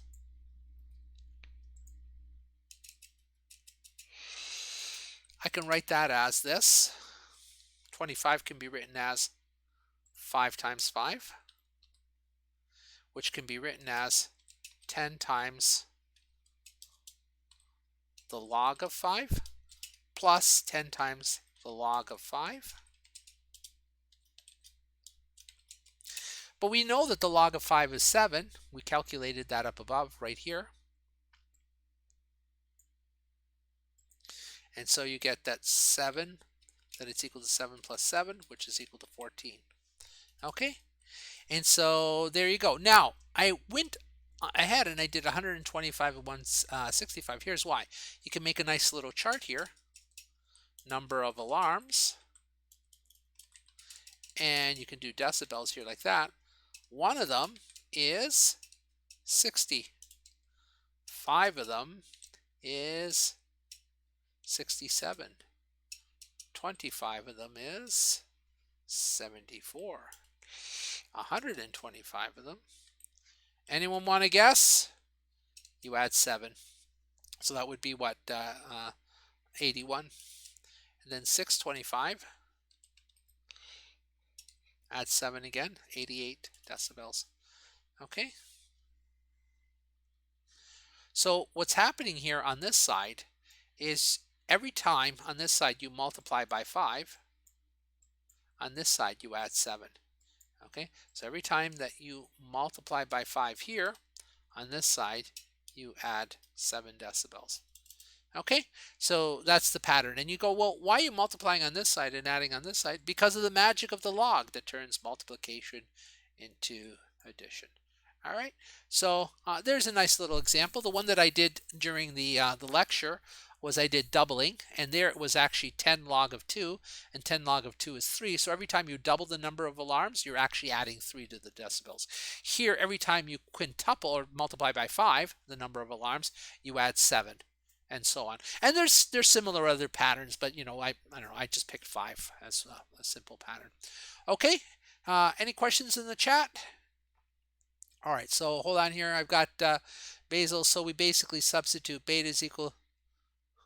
Yeah, that's right. Yeah, whatever you're multiplying the number of alarms by. Yeah, it's the same pattern, Basil. So what Basil just said, actually, let me summarize it, because he says here, you know what you do here is it's basically this. Okay, and this can be written as, well, let's, instead of the 5 there, let's put an n there. Then that would be an n there like that. Well, the log would turn into a plus, and so you would get over here just plus, and the remainder of it is just beta 1.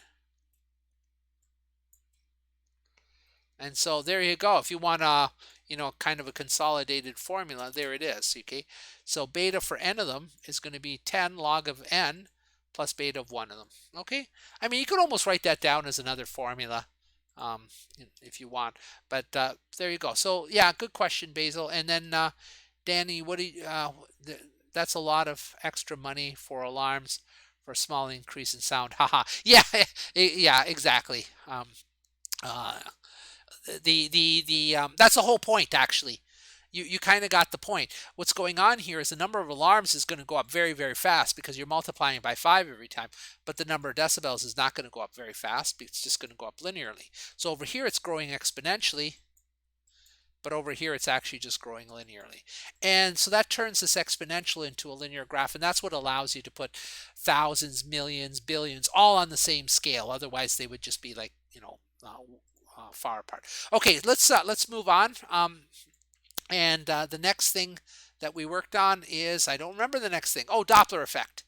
Okay, so Doppler effect, there we go. Let me just do that. All right, and for the Doppler effect, there's the formula. And let me explain what the pieces are. F naught here, that's the frequency that you would hear if neither the source nor the receiver is moving. Well, maybe I should tell you what the Doppler effect is. The Doppler effect is this effect where if a sound source is moving towards you or away from you, or you as the receiver are moving towards the sound source or away from the sound source, you hear the frequency shifted. You don't hear the frequency that's being emitted. You hear a shifted frequency, either higher or lower than that.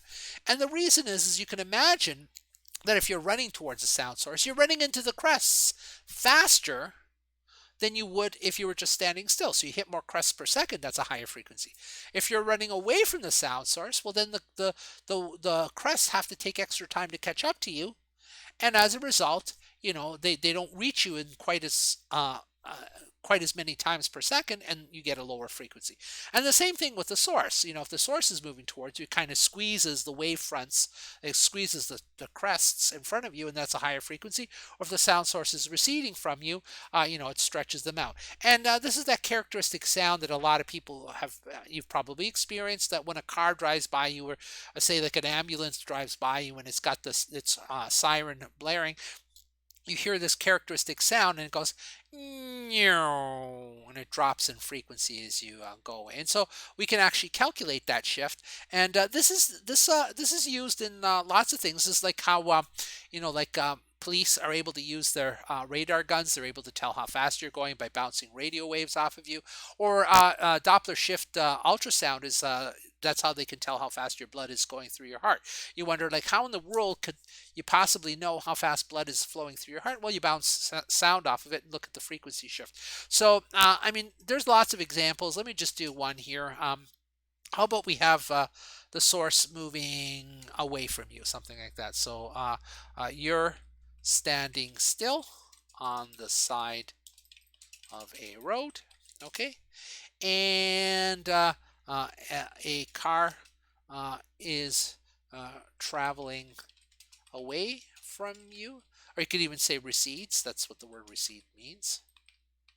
Okay, at a velocity of, I don't know. I'm going to make it a real. That's a really big velocity, but let's just do it to really show what the effect is. Okay, at 60 meters per second, if the car's horn emits 500 hertz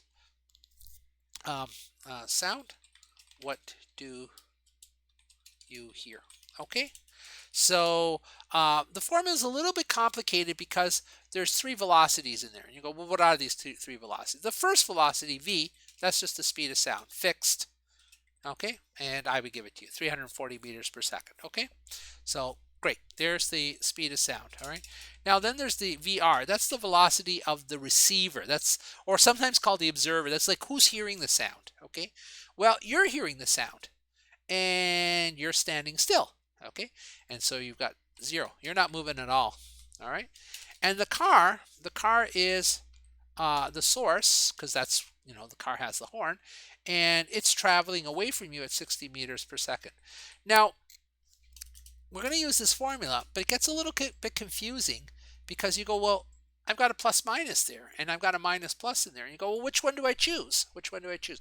Well, let's put the numbers in, and then we'll see that it kind of becomes obvious which signs to choose. Okay, so for the frequency that's emitted when it's just, no one's moving, that's like the base frequency, might call it that. It's 500 hertz. Okay, so if you weren't moving and the car weren't moving, you would hear 500 hertz. Okay, and that's multiplied now in the denominator here.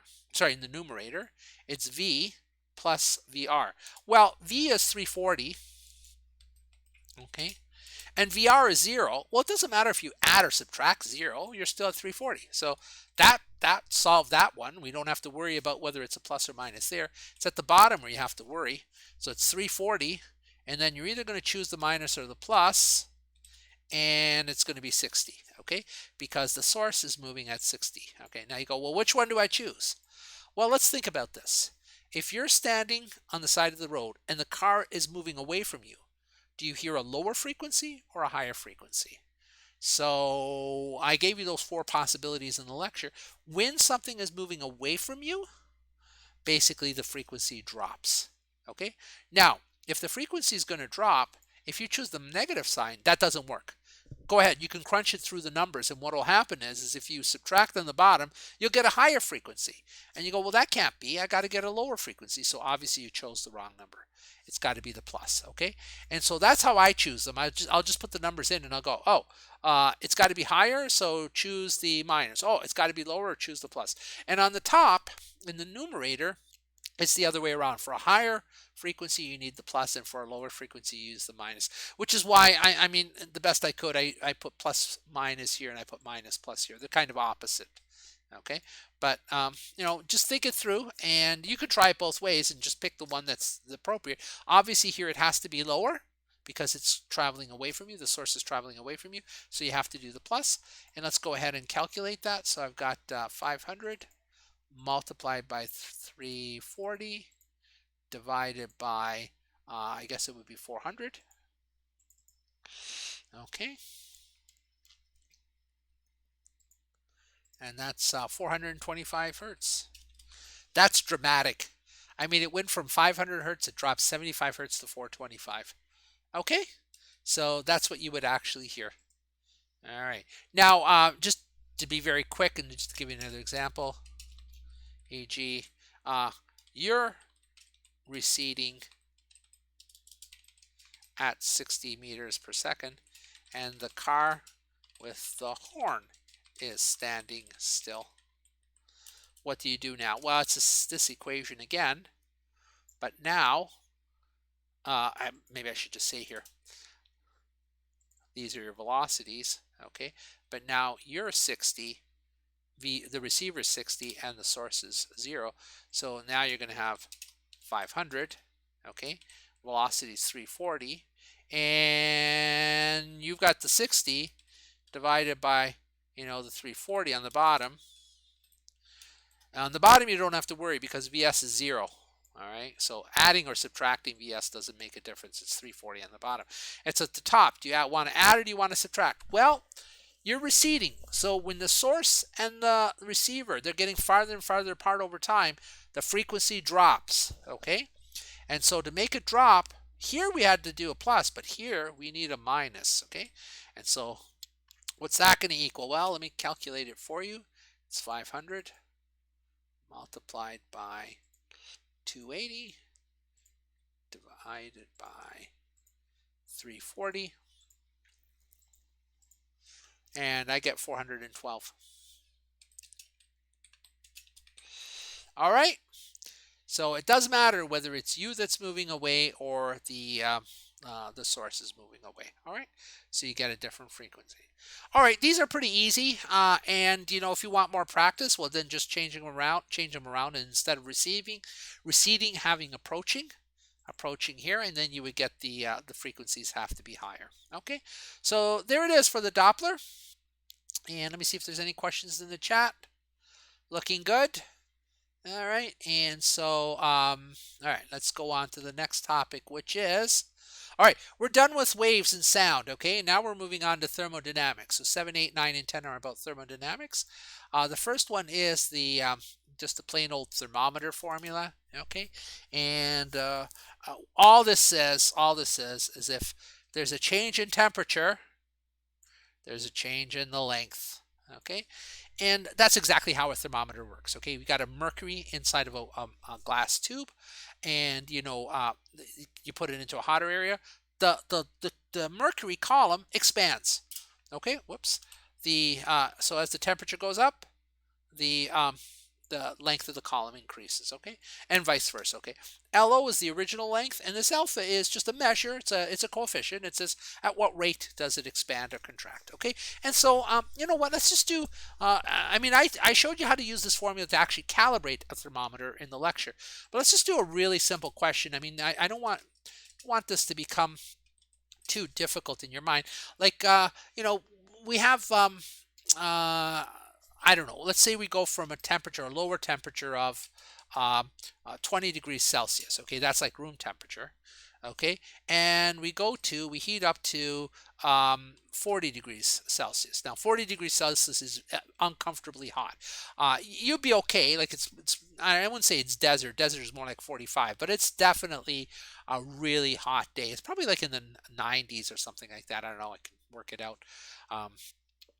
Maybe 110 Fahrenheit. So this is a really hot day. Okay, so we got some material, and it has an alpha. It has a certain coefficient of thermal expansion. Okay, linear thermal expansion.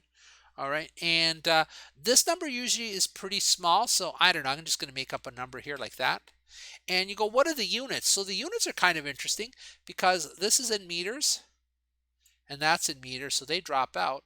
This is in degrees Celsius, so this has to be in reciprocal degrees Celsius, which is kind of a funny unit, but there it is. So it's degrees Celsius, but to the -1. Okay, that's a little bit weird. All right, and you go, well, how should I think about that? Well, you can think about this as kind of the fraction increase in length for every degree Celsius. Okay, per degree Celsius, and I want you to find whatever delta L is, and I got to tell you what L naught is. Okay, so the original length of the bar. This is the length of the bar at the 20 degrees. Let's say it's, I don't know, 1.5 meters, like that. So that's the original length of the bar. And I want you to tell me how much does this thing expand, okay? So at 20 degrees, actually we should probably maybe even just say that here. At 20 degrees Celsius, okay? So put some commas in here. All right. Okay, so at 20 degrees Celsius, it has a length of 1.5 meters. How much does it grow? Okay, how much does how much does the length expand as it goes from 20 to 40 degrees Celsius? All right, so it's pretty simple. Here's the formula, like that, and for alpha, Well, you just substitute this. All right. And you know what? I wasn't going to put the units in there, but let me put the units to show you that they work out. All right, like that. So here are the units. And L naught is, that's the length at the lower temperature, 1.5 meters. What's the delta T? So the delta T is the change in temperature. It starts in 20 and goes up to 40, and so the delta T is 20 degrees Celsius. Okay, and right, because that's, well, I'll write it out. It's 40 minus 20 degrees Celsius. Okay, and well, you know what? You could just multiply it out. Notice that the degrees Celsius here cancels against the per degree Celsius there. Okay, so all you're left with are the meters, and let me just do that on the calculator. 0.0005 multiplied by 1.5 multiplied by 20. There's that. Now that's in meters. And whoop, I lost my decimal. So that's in meters, okay? And so if I convert that to centimeters, that would be like 15 centimeters, okay? Now, most things don't expand that much, all right? Because I made my alpha really big, okay? I know it's a small number, but relatively speaking, it's pretty big for most, compared to most materials. But yeah, if this thing were like 1.5 meters at 20 degrees Celsius, then by the time it gets to 40 degrees Celsius, it would have expanded by 15 centimeters. In other words, the bar would be 1.65 meters long. So it would actually go, the bar would actually go from 1.5 meters at 20 degrees Celsius. It would expand to 1.65 at 40 degrees Celsius. Well, I mean, again, you know, like this is not typical of materials, but you got the idea, okay? Now, this is sort of the raw theory. You could use this to then calibrate thermometers, and I don't want to go through that theory right now, but there it is, okay? You see if there's any questions in the chat. Nope, looks good. All right. So, all right, great. Now what? Well, there's a tiny problem with this formula. Well, I guess it's not a tiny problem. It's not exactly true. It's not exactly true. It's good if delta T is small. Okay, so this next section is on ideal gases. It'd be good if this were true, but it isn't. Okay, there's actually more to it. There'd be like another piece that would look like, well, I guess we wouldn't call it alpha. I guess we could call it alpha 2, and then it would be delta squared. Okay, and then there'd be another piece with like a delta T cubed. Okay, basically forms almost like a polynomial, and you know what that does? It gives curvature to this. It gives curvature to that in temperature, and so as a result, it works fine if delta T is small, because then these terms are small. But if delta T gets bigger and bigger and bigger, then this term starts to dominate that term, and then that term starts to dominate, and you get curvature, and you don't get your thermometers all agreeing anymore. They'll agree at the temperatures that you calibrated them because you made them agree at those temperatures, but they won't agree at every temperature. Turns out that, luckily, there's one class of materials where they do act like perfect thermometers. And these are the ideal gases, okay? Now, here you might say, well, wait a minute. Here we were talking length, okay, and delta L. And here, where's the length? I know, but instead of length, you know what? You got volume. You got volume, okay? So, you know, basically, it's like how much the gas's volume changes with the temperature. So for this one, which is, I mean, most people by this point in your education, you've already seen PV equals nRT. Usually it's introduced in high schools, but you probably haven't thought about it in the way that I presented it. So here, if you keep a gas at a certain pressure, then the volume varies linearly with the temperature, okay? And that means as the temperature goes up, the volume goes up. You double the temperature, you double the volume. You decrease the temperature to 1/2, the volume decreases to 1/2. So the volume and the temperature are locked together in this like perfect linear relationship, and ta-da, you can calibrate that, and then you can get all your thermometers agreeing, okay? Now there's one interesting thing about this though. What happens when the volume becomes 0? Okay, again, P is going to be like some finite number. I don't know. Let's just say 1 atmosphere. We're not going to change P. N is the number, is the amount of gas there. We're not going to change that. And R is a constant. So we're just going to leave P and NR. We're going to leave them alone. It's just V and T. Well, at some point, the volume is going to go to 0, and that means that the temperature has to go to 0. And guess what? There is a temperature at which the volume goes to 0, and it's called absolute 0. Okay, so absolute 0 is basically the temperature at which the volume of an ideal gas disappears. Okay, and so well, that's kind of interesting. All right, there's another way to write the ideal gas law. See, this way of writing it has n, where n is the number of moles. Okay, and you go, what the heck is a mole? Well, a mole is like 6 times 10 to the 23 particles, 6.02 times 10 to the 23 particles. Go, well, where did they choose that number? Well, you know, I could tell you, but let chemistry take care of that. But you know what? You say, well, you know what? I mean, ideal gases, what are they made out of? They're made out of particles. How about I just count the number of particles? Now, when I say particles, I mean either atoms or molecules. Okay, because sometimes your gas is made out of atoms, like helium atoms, but sometimes they're made out of molecules, like nitrogen goes around as N2, 2 nitrogens stuck together. Okay, but I don't care. Whatever the independent units are that fly around and make up the gas, we'll call them particles. You count the number of those particles, we'll call that capital N, and then you get that PV, the pressure of the gas, multiplied by the volume of the gas, is equal to the number of particles times the temperature times this magical number called Boltzmann's constant. Okay, and Boltzmann's constant, it's just a number. I could give it to you right now. It's basically equal to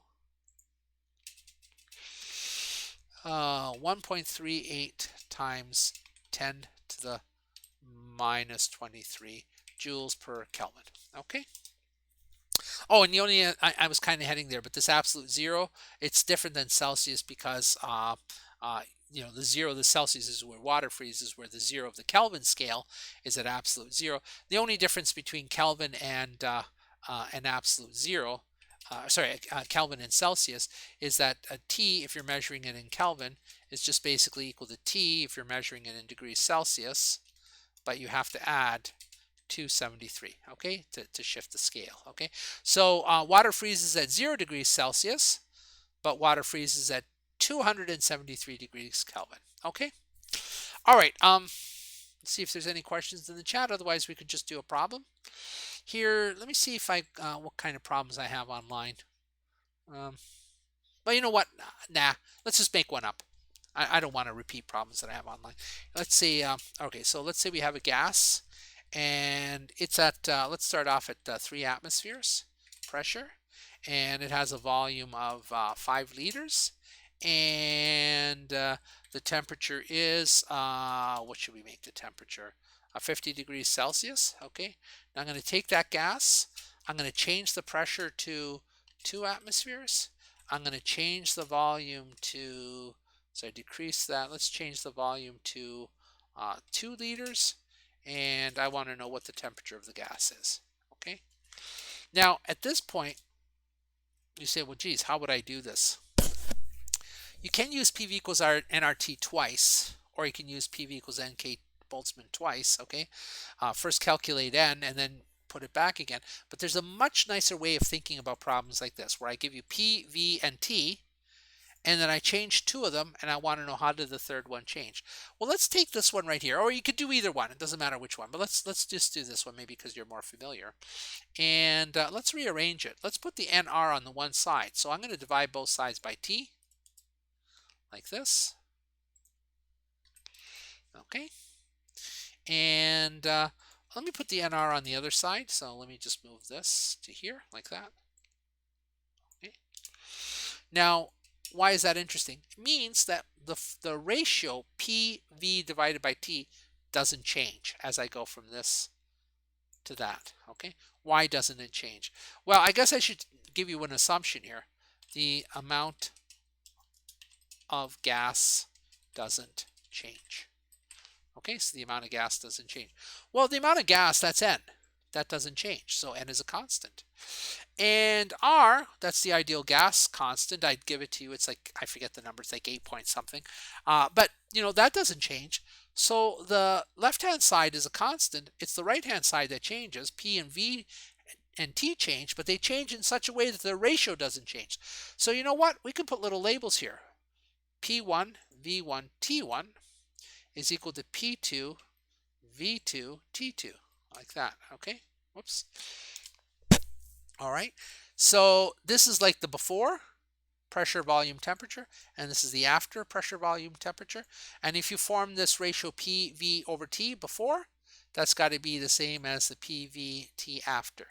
Okay, so why did I do this? This just makes life a lot easier, because then I don't have to change the into MKS units. Now, Basil, I just see here that you asked, do you have to change it to kelvins? Absolutely. Okay, that was going to be one of the things that I was going to talk about next. So right now, let me just finish this business with the P1 V1 T1. So we have P1 V1 and then T1 here, like that. That's going to be this ratio here before. That's got to equal the same ratio but after. Okay, and so there's 2, 2, and 2. The atmospheres you don't have to change because P1 and P2 are in atmospheres. The liters you don't have to change because V1 and V2 are in liters, but the temperature must be in an absolute scale. Okay, and so you must change that T1 to Kelvin, and let me do that over here. So T1 is equal to 50 degrees Celsius, but we want that in Kelvin, and to convert to Kelvin, you just have to add 273. Okay, so what's that going to equal?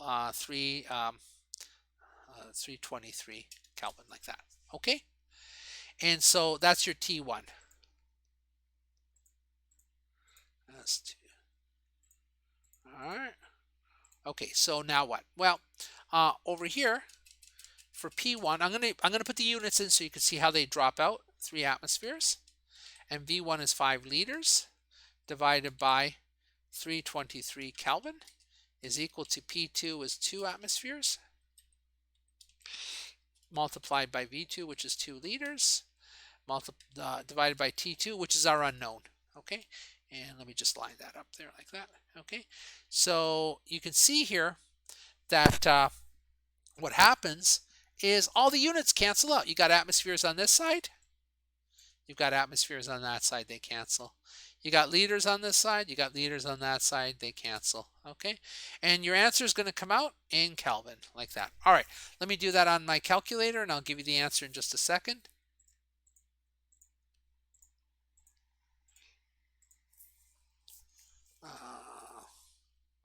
Actually, you know what? Let me rearrange this first. So if I cross multiply here, I'll get that T2 is equal to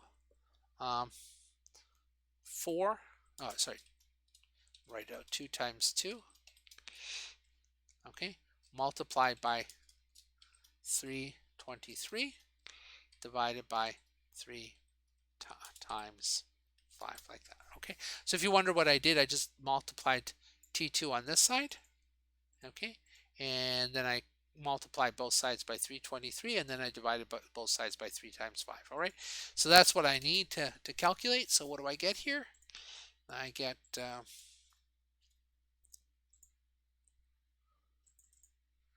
4 times 323 divided by 15, 86.1 Kelvin. Okay, so there you go.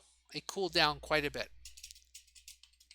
The gas cooled down from 323 Kelvin to 86.1 Kelvin. Okay. All right. How's that? Take a look at the chat here.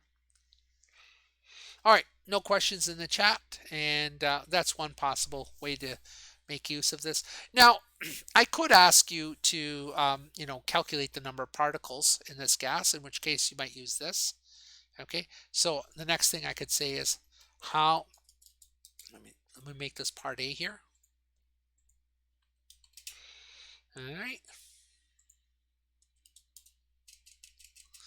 And here's part B. How many particles are in this gas? And then you would want to use this one.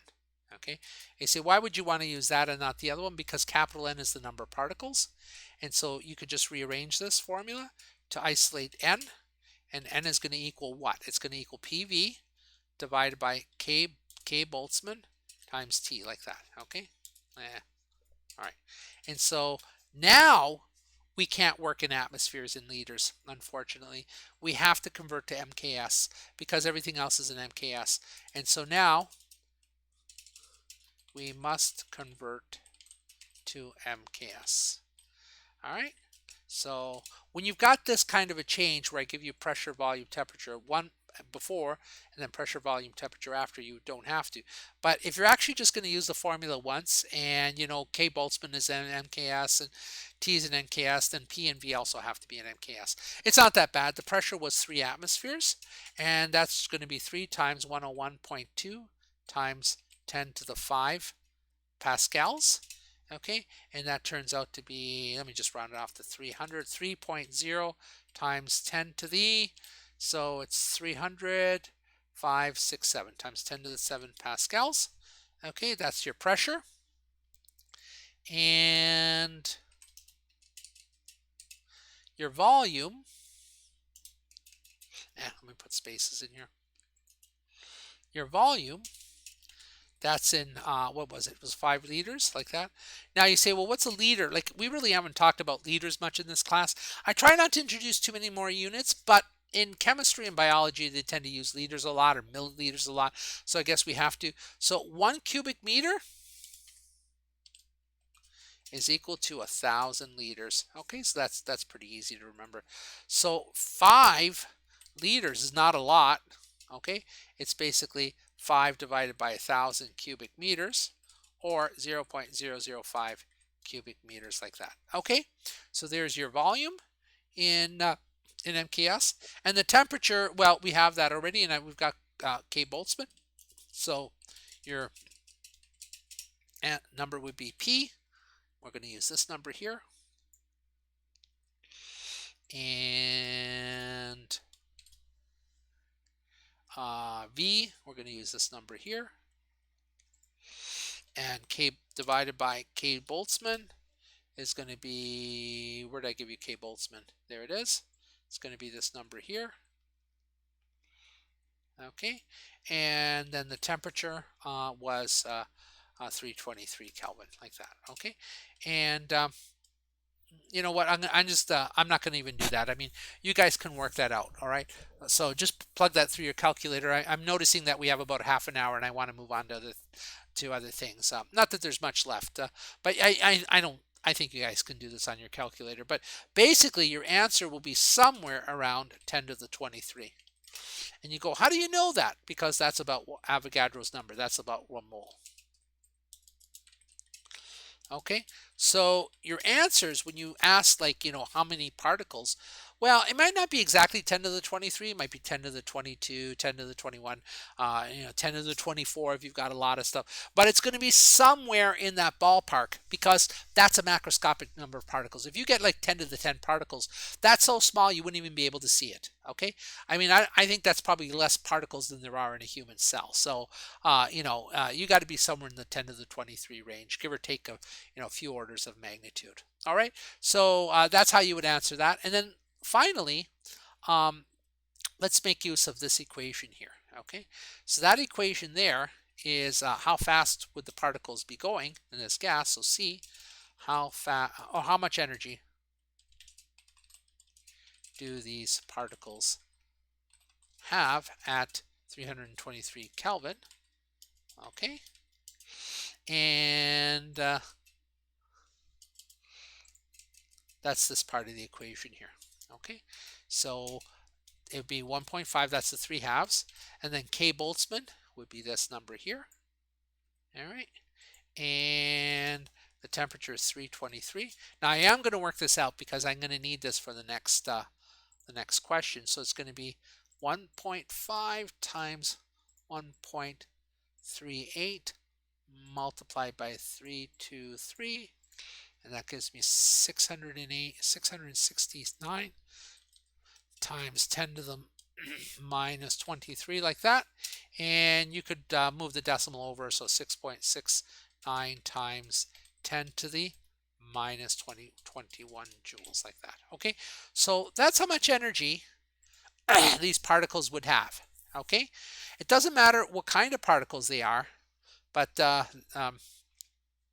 they would all have that much. Let me see here. You've got a question in the chat. I did not get 86 joules. Can you 86 joules or 86 Kelvin? 86 Kelvin. All right. Well, let me take a look. Let me see if I maybe I did it wrong. I mean, I wouldn't say I'm rushing, but I could have plugged it into my so I have what do I have here? I have 2 times 2, which is 4, multiplied by 323, okay, and then divided by 15. No, I'm still getting 86.1. I'm still getting 86.1. Not joules, but Kelvin. Okay. Did I rearrange the equation wrong? Let me just see here. So here's our equation. Maybe I did it too fast. All right. So let's just do this. That's 3 times 5 is 15. And 2 times 2 is 4. Okay. And let's get rid of that Kelvin there. And then the next thing I could do is I could just cross multiply. So I'm going to get 15 times T2 is equal to, and what am I going to get here? So that's 15 times T2 is going to be 323 times 4.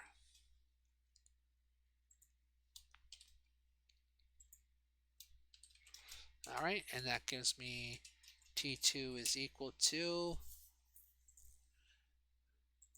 323 times 4 divided by 15. No, I think it's correct. I think it's correct. Yeah, I'm not sure, Aaron. I'm not sure what's going on there.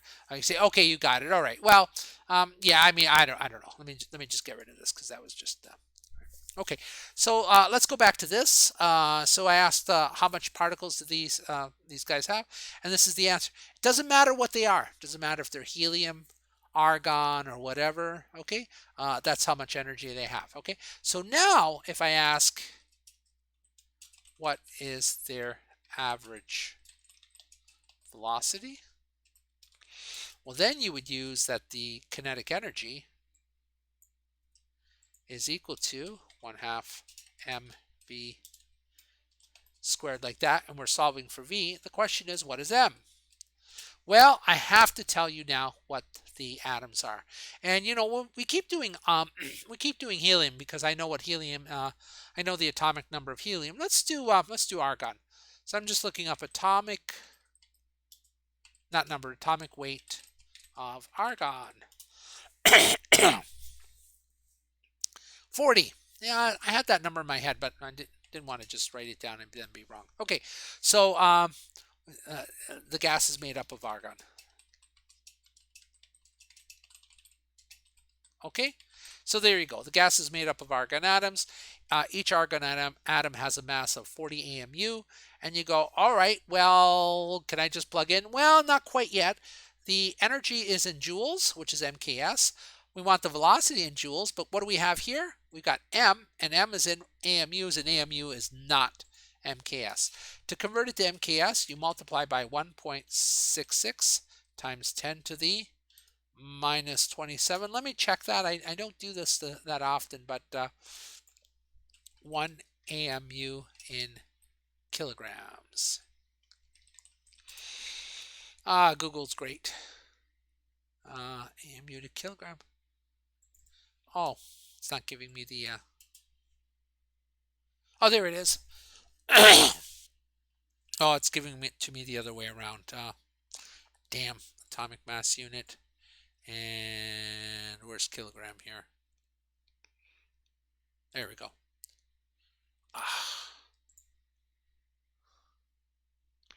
Yeah, it's right. Okay. All right. So this is kilograms per AMU.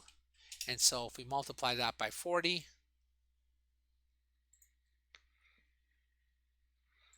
40 times 1.66 is going to be 64.4 times 10 to the minus 27 kilograms, like that. And I won't bother moving the decimal over because I'm just going to plug in anyhow. So over here, the average kinetic energy, we have that. There it is in MKS units, is equal to a half. And what's M? M is this number here. That's the mass of one argon atom in kilograms. 10 to the minus 27, very, very small, of course, because atoms are very, very small. So let me just solve for V squared first. So what do I have here? I've got, whoops, where's my calculator? 6.69 divided by 0.5 divided by 66.4 multiplied by 10 to the exponent negative 21 plus 21 plus 27. So that's going to be, whoa, I lost a decimal. I lost a decimal right here. 0.2. Okay, so that's going to be 0.2 0.15 times 10 to the exponent 6. Okay, and if you take the square root of that, that's easy to do. That's going to be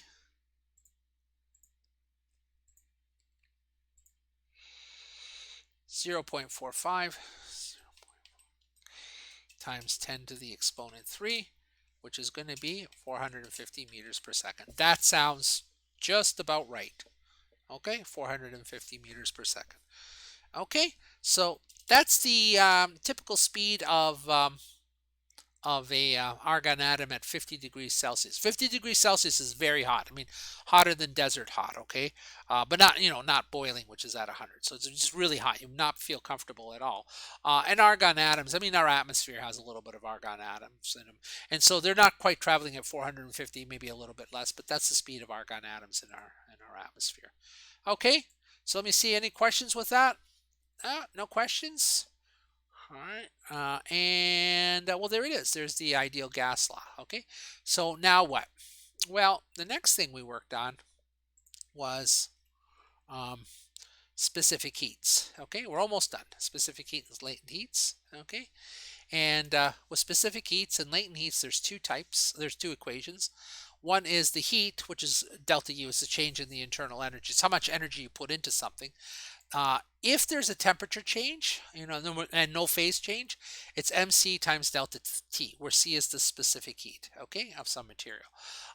Whereas if you have a phase change, during a phase change, that is like when water goes from solid form to liquid form, like from ice to water, or when water goes from water to steam, okay, or when alcohol, like ethanol will go from like ethanol liquid to ethanol vapor if you boil it off, okay.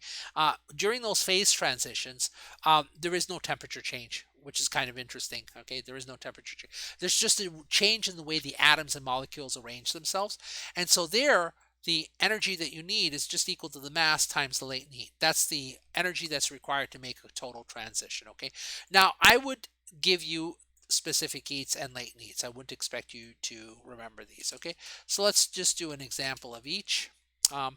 What's the specific heat of water? I don't remember. Let me look it up. Specific heat of ethanol. Let's do ethanol, okay, because we always do water. And, oh great, I got to go searching through a table here. Yeah, that wasn't smart.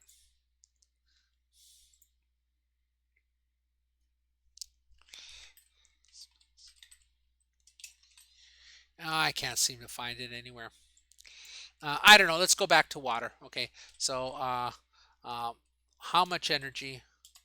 It's just that I always do water, but I just don't remember I don't know the specific heat of ethanol. But how much energy is required to heat up 450 grams of water from, I don't know, 15 degrees Celsius to 75 degrees Celsius? Okay. All right. Now, the first question you ask yourself is, are we talking a change in phase? Or are we just talking about a normal change in temperature? Well, obviously it's a change in temperature. It's not like you're going, you start from water, you end up with water. You just end up at water at a higher temperature. So you're using this formula right here. Okay. And let's just substitute in. For M, how much? What's the mass of it? It's 0.450 kilograms. Okay. And the specific heat of water is 4,186 joules per kilogram degree Celsius, like that. I know that looks funny. Maybe I can degrees Celsius. I can't quite do an exponent, right? I don't know. There you go. Let me just read it out loud. So the units for specific heat is joules per degree, per kilogram per degree Celsius, okay? Or even per degree Kelvin. Doesn't matter. They're both the same size, okay? And so, great. So there we got the mass. There we have the specific heat. And there we have the change in the temperature. And the change in the temperature, that's going to be 75 minus 15, okay? And so what's that equal to? Well, bring out our calculator and work it out.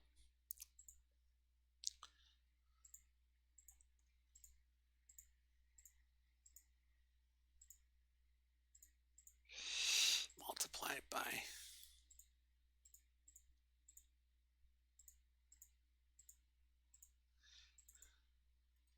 okay, joules, and you can see that it's in the hundreds of thousands, so it actually would be 113 kilojoules, like that. Okay, that's not atypical. Heat, there's a lot of energy in heat. We're talking kilojoules and even megajoules. Okay, so there you go. All right, and let's do another example.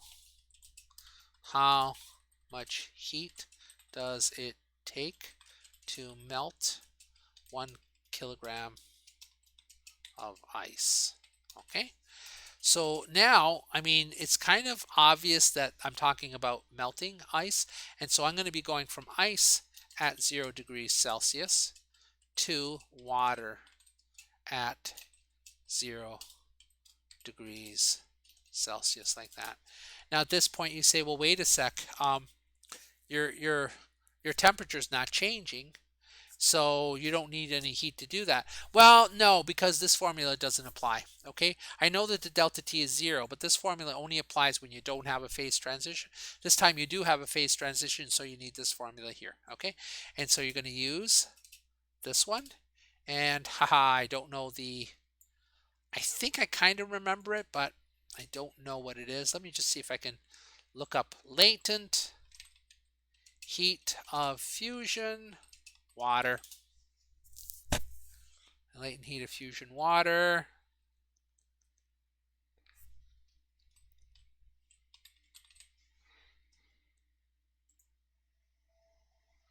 I'm not finding it here, guys. I think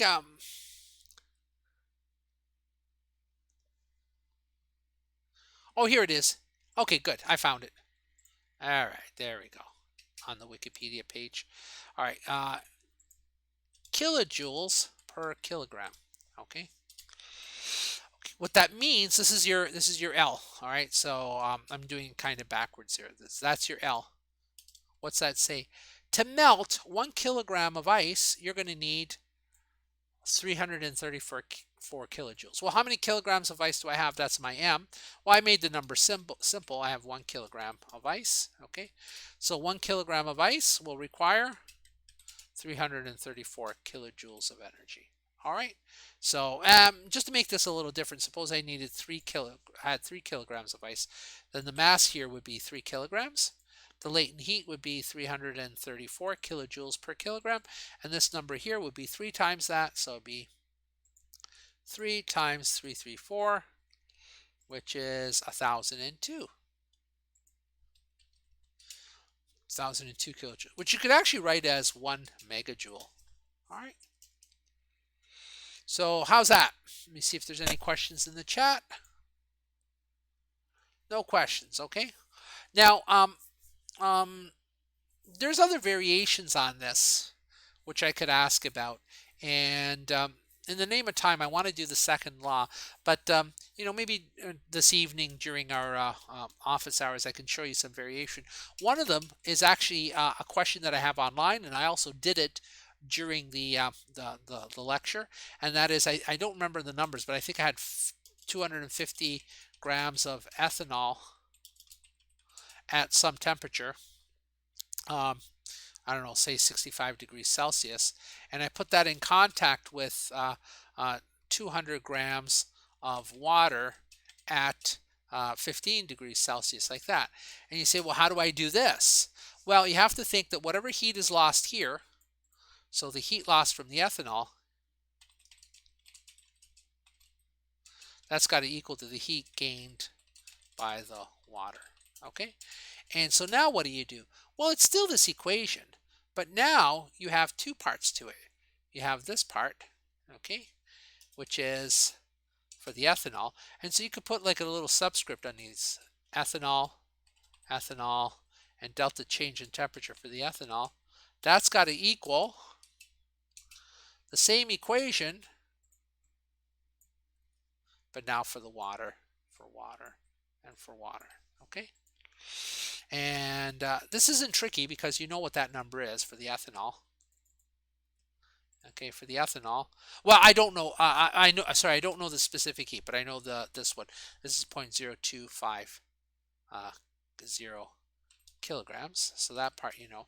The specific heat of ethanol, I don't remember right now, and I'm not going to go searching for it. Here's the mass of the water. We'll come back to the delta T's in a second. The mass of the water is 0.200 kilograms. And the specific heat of the water, well, I just gave you that. It's 4186 joules per kilogram degrees Celsius, like this. Okay. And you'd have a number here. Again, I just don't remember what it is. All right. So actually, maybe it's in that wiki page. Oh, these are latent heat, melting point, vaporization. No, it's not there. Okay, never mind. But what do you do with these deltas? Here's the thing. So for the ethanol, the way you would do the delta is you'd say, oh, well, the ethanol goes from a higher temperature, 65 degrees Celsius, to some lower temperature, to some middle temperature, okay? Whereas for the water, the way it works is the water, its high temperature is T and its low temperature is 15 degrees Celsius, like that. Okay, so that might look a little bit strange. Let me put those further apart. But what's happening here is you're saying, look, the ethanol, its delta T is the higher temperature minus the lower temperature, where the lower temperature is the temperature at which the two will come into equilibrium with one another. Whereas with the water, okay, the higher temperature is the temperature at which it'll end up, and the lower temperature is its initial temperature, okay, like that. And so over here, what you would do in there is you would put, for this one, 65 minus T, and for this one you would put T minus 15. Let's get rid of the units, because all the units are in MKS anyhow. All right, like that. And you would have a number for that, okay? Again, I just don't know what that number is. But guess what? You've got everything except for T, and you can solve for T, okay?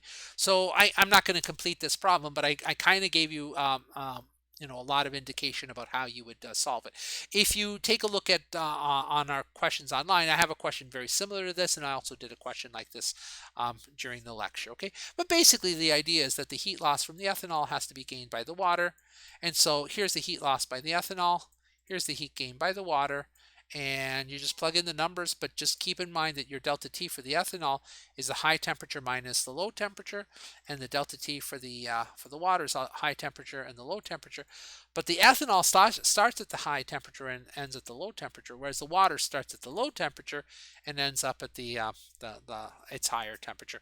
And of course, the temperature of the water and the temperature of the ethanol when they come into equilibrium have to be the same number. So if you solve this for T, you're going to find out what temperature they come to equilibrium at.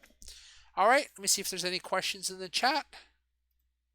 Nope. All right, let's finish this off. And the last topic is the second law of thermodynamics. All right. So the second law of thermodynamics. You know what, guys? I'll put in that number afterwards, and when I put this online, I'll actually just solve it for you. Okay. So the second law of thermodynamics. There's actually two statements of the second law of thermodynamics. Okay.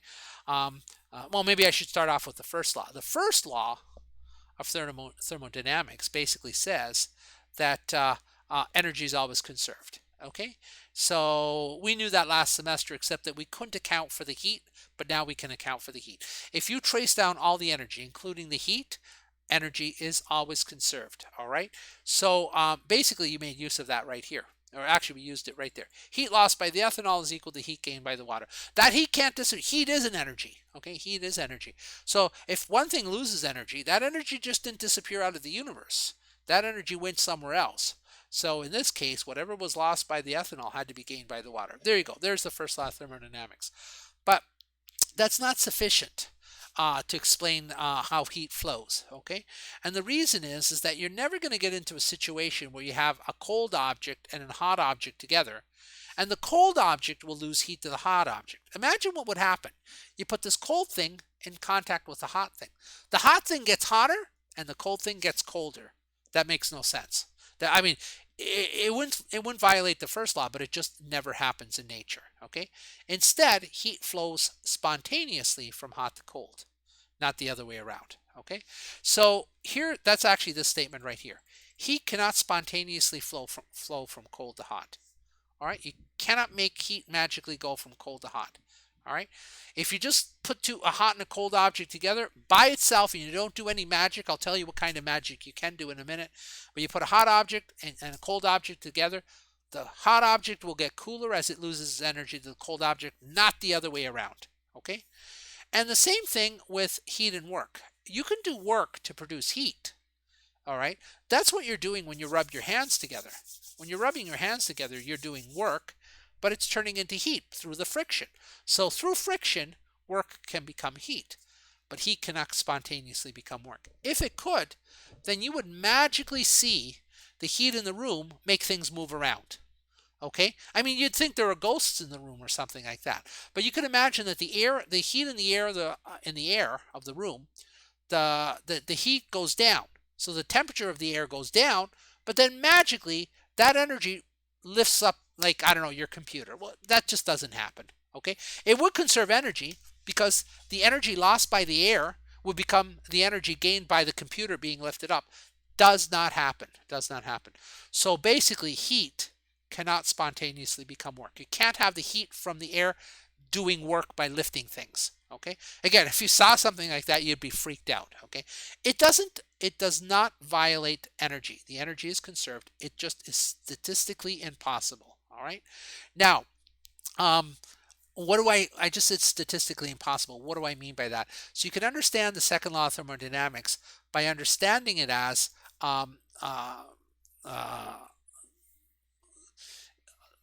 this idea, like, you know, like if you have things that are ordered, like say a million coins which are all heads up, and you shake the box, well, then you would have half of the coins heads up and half of the coins heads down.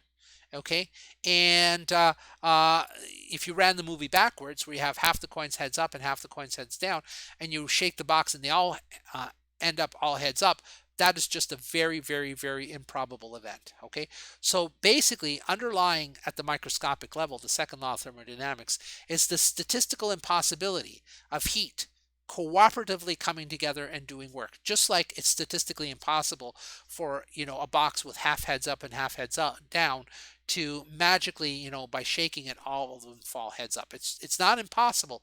It's just extremely improbable. As a result, the second law of thermodynamics is the only law in physics which breaks time symmetry. Okay, so heat cannot spontaneously become work, but work can become heat. Okay, so if you were to run a movie backwards, you would see the second law of thermodynamics broken.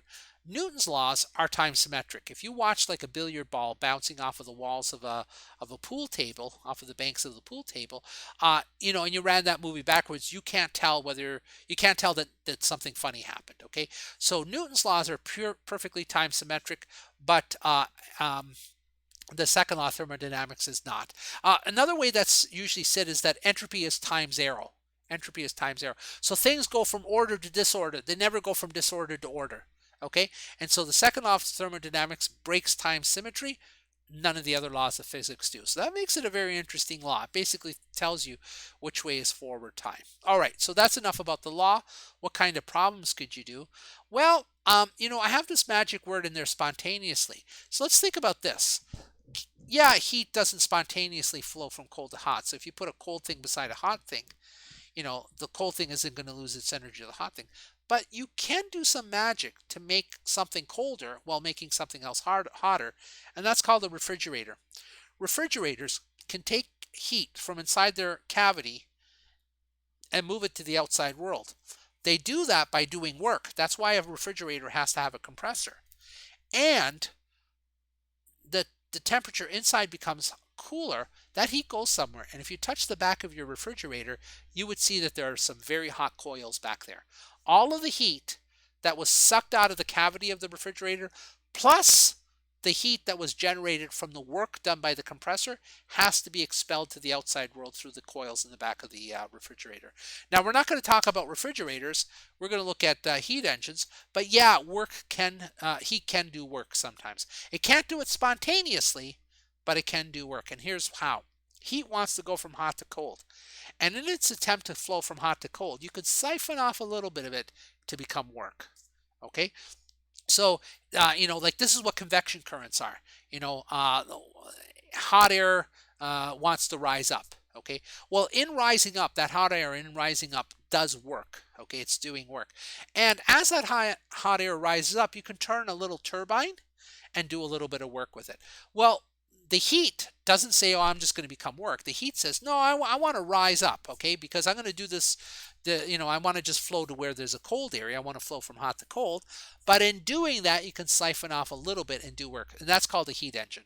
So heat engines convert some heat. That's the critical word. Some heat to work, okay? They can't convert all of the heat to work. Otherwise, they would violate the second law of thermodynamics.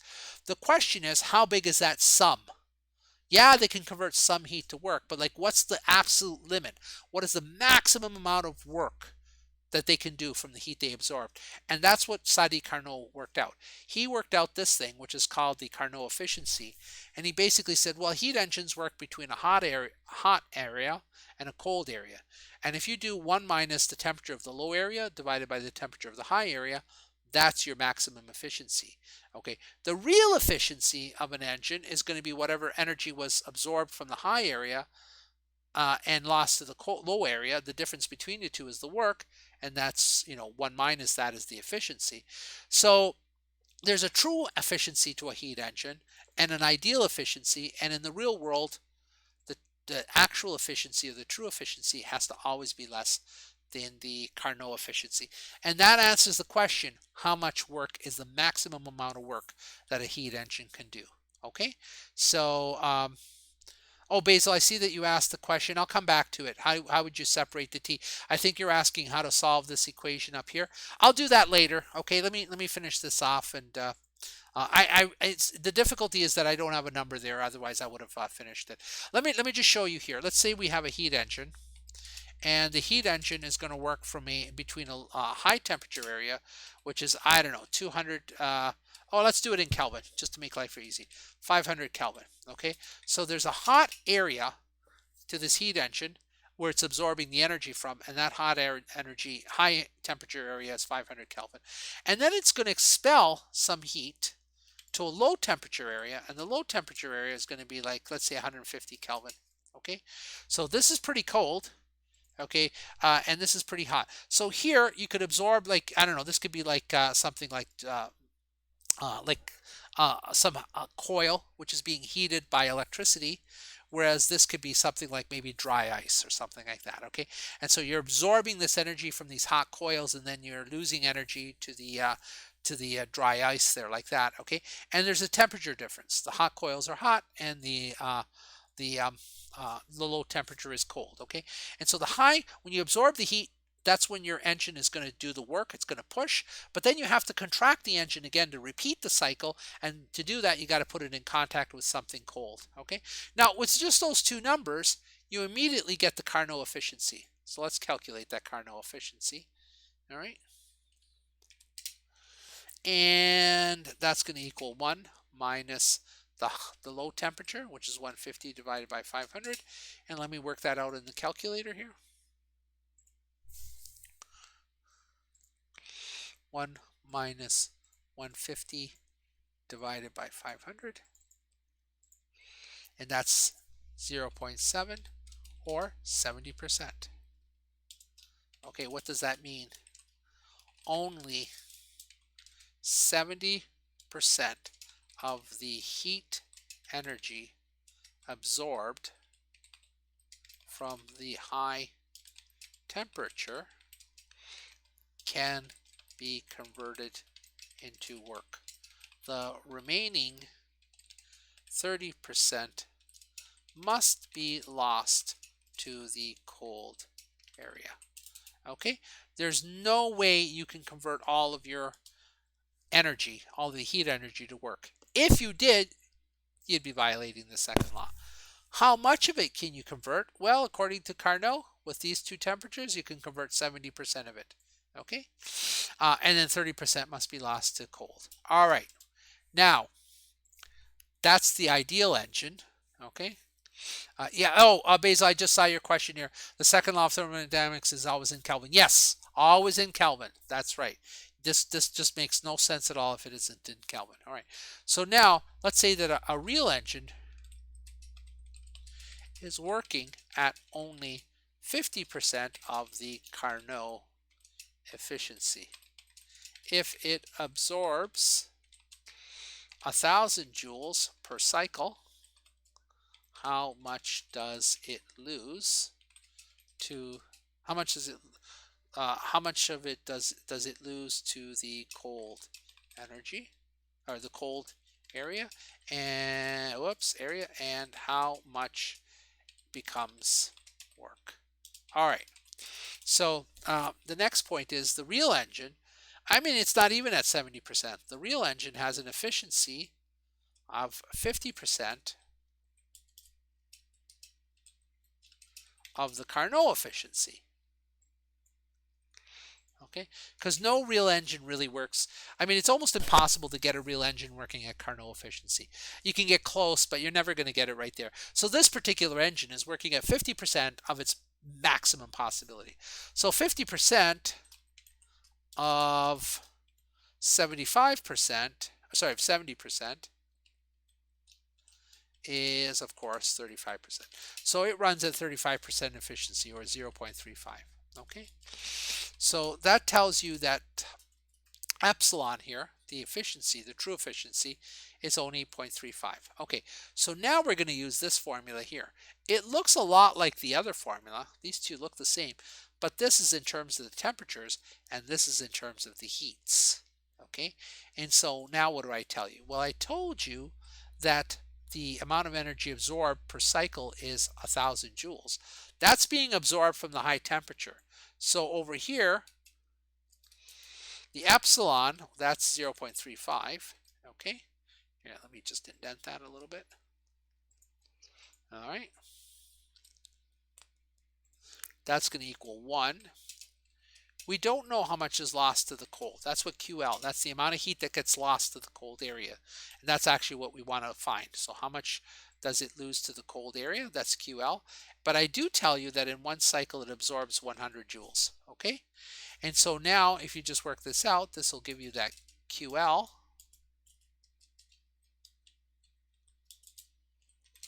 is equal to, let's see, 35. Let's see, so that's 30. am I going to do here? How am I going to do this? I'm going to multiply through by 100. It's 65. Okay, so this turns out to be 65 joules. Okay, so it absorbs 100 joules from the hot area and loses 65 joules to the cold. Well, how much work did it do? Well, if it absorbs 100, it loses 65. Where's the remaining 35 go? The remaining 35 joules becomes work. Okay, and so I can't quite draw that diagram, but you can see, like in my lecture, I did a diagram showing that, you know, QH is absorbed from the high temperature reservoir. So that's the 100 joules. And then a certain amount of it becomes work, and then the rest of it is lost. Okay, so if you're absorbing 100, you're losing 65. Well, energy doesn't just disappear.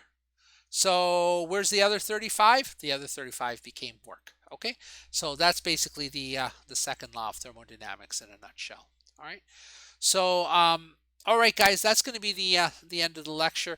Basil, listen, how would you separate T? I know what you're asking, like how do you solve this right here? What I'm going to do is let me after the lecture's over, let me just solve this, and I'm going to put this all online where everyone can read it, and then you'll be able to see it there. And then if you still have questions, I'll answer them this evening during tonight's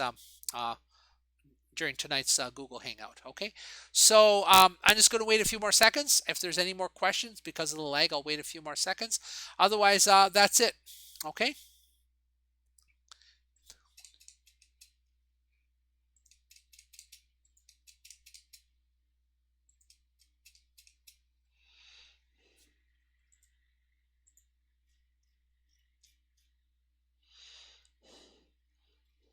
All right.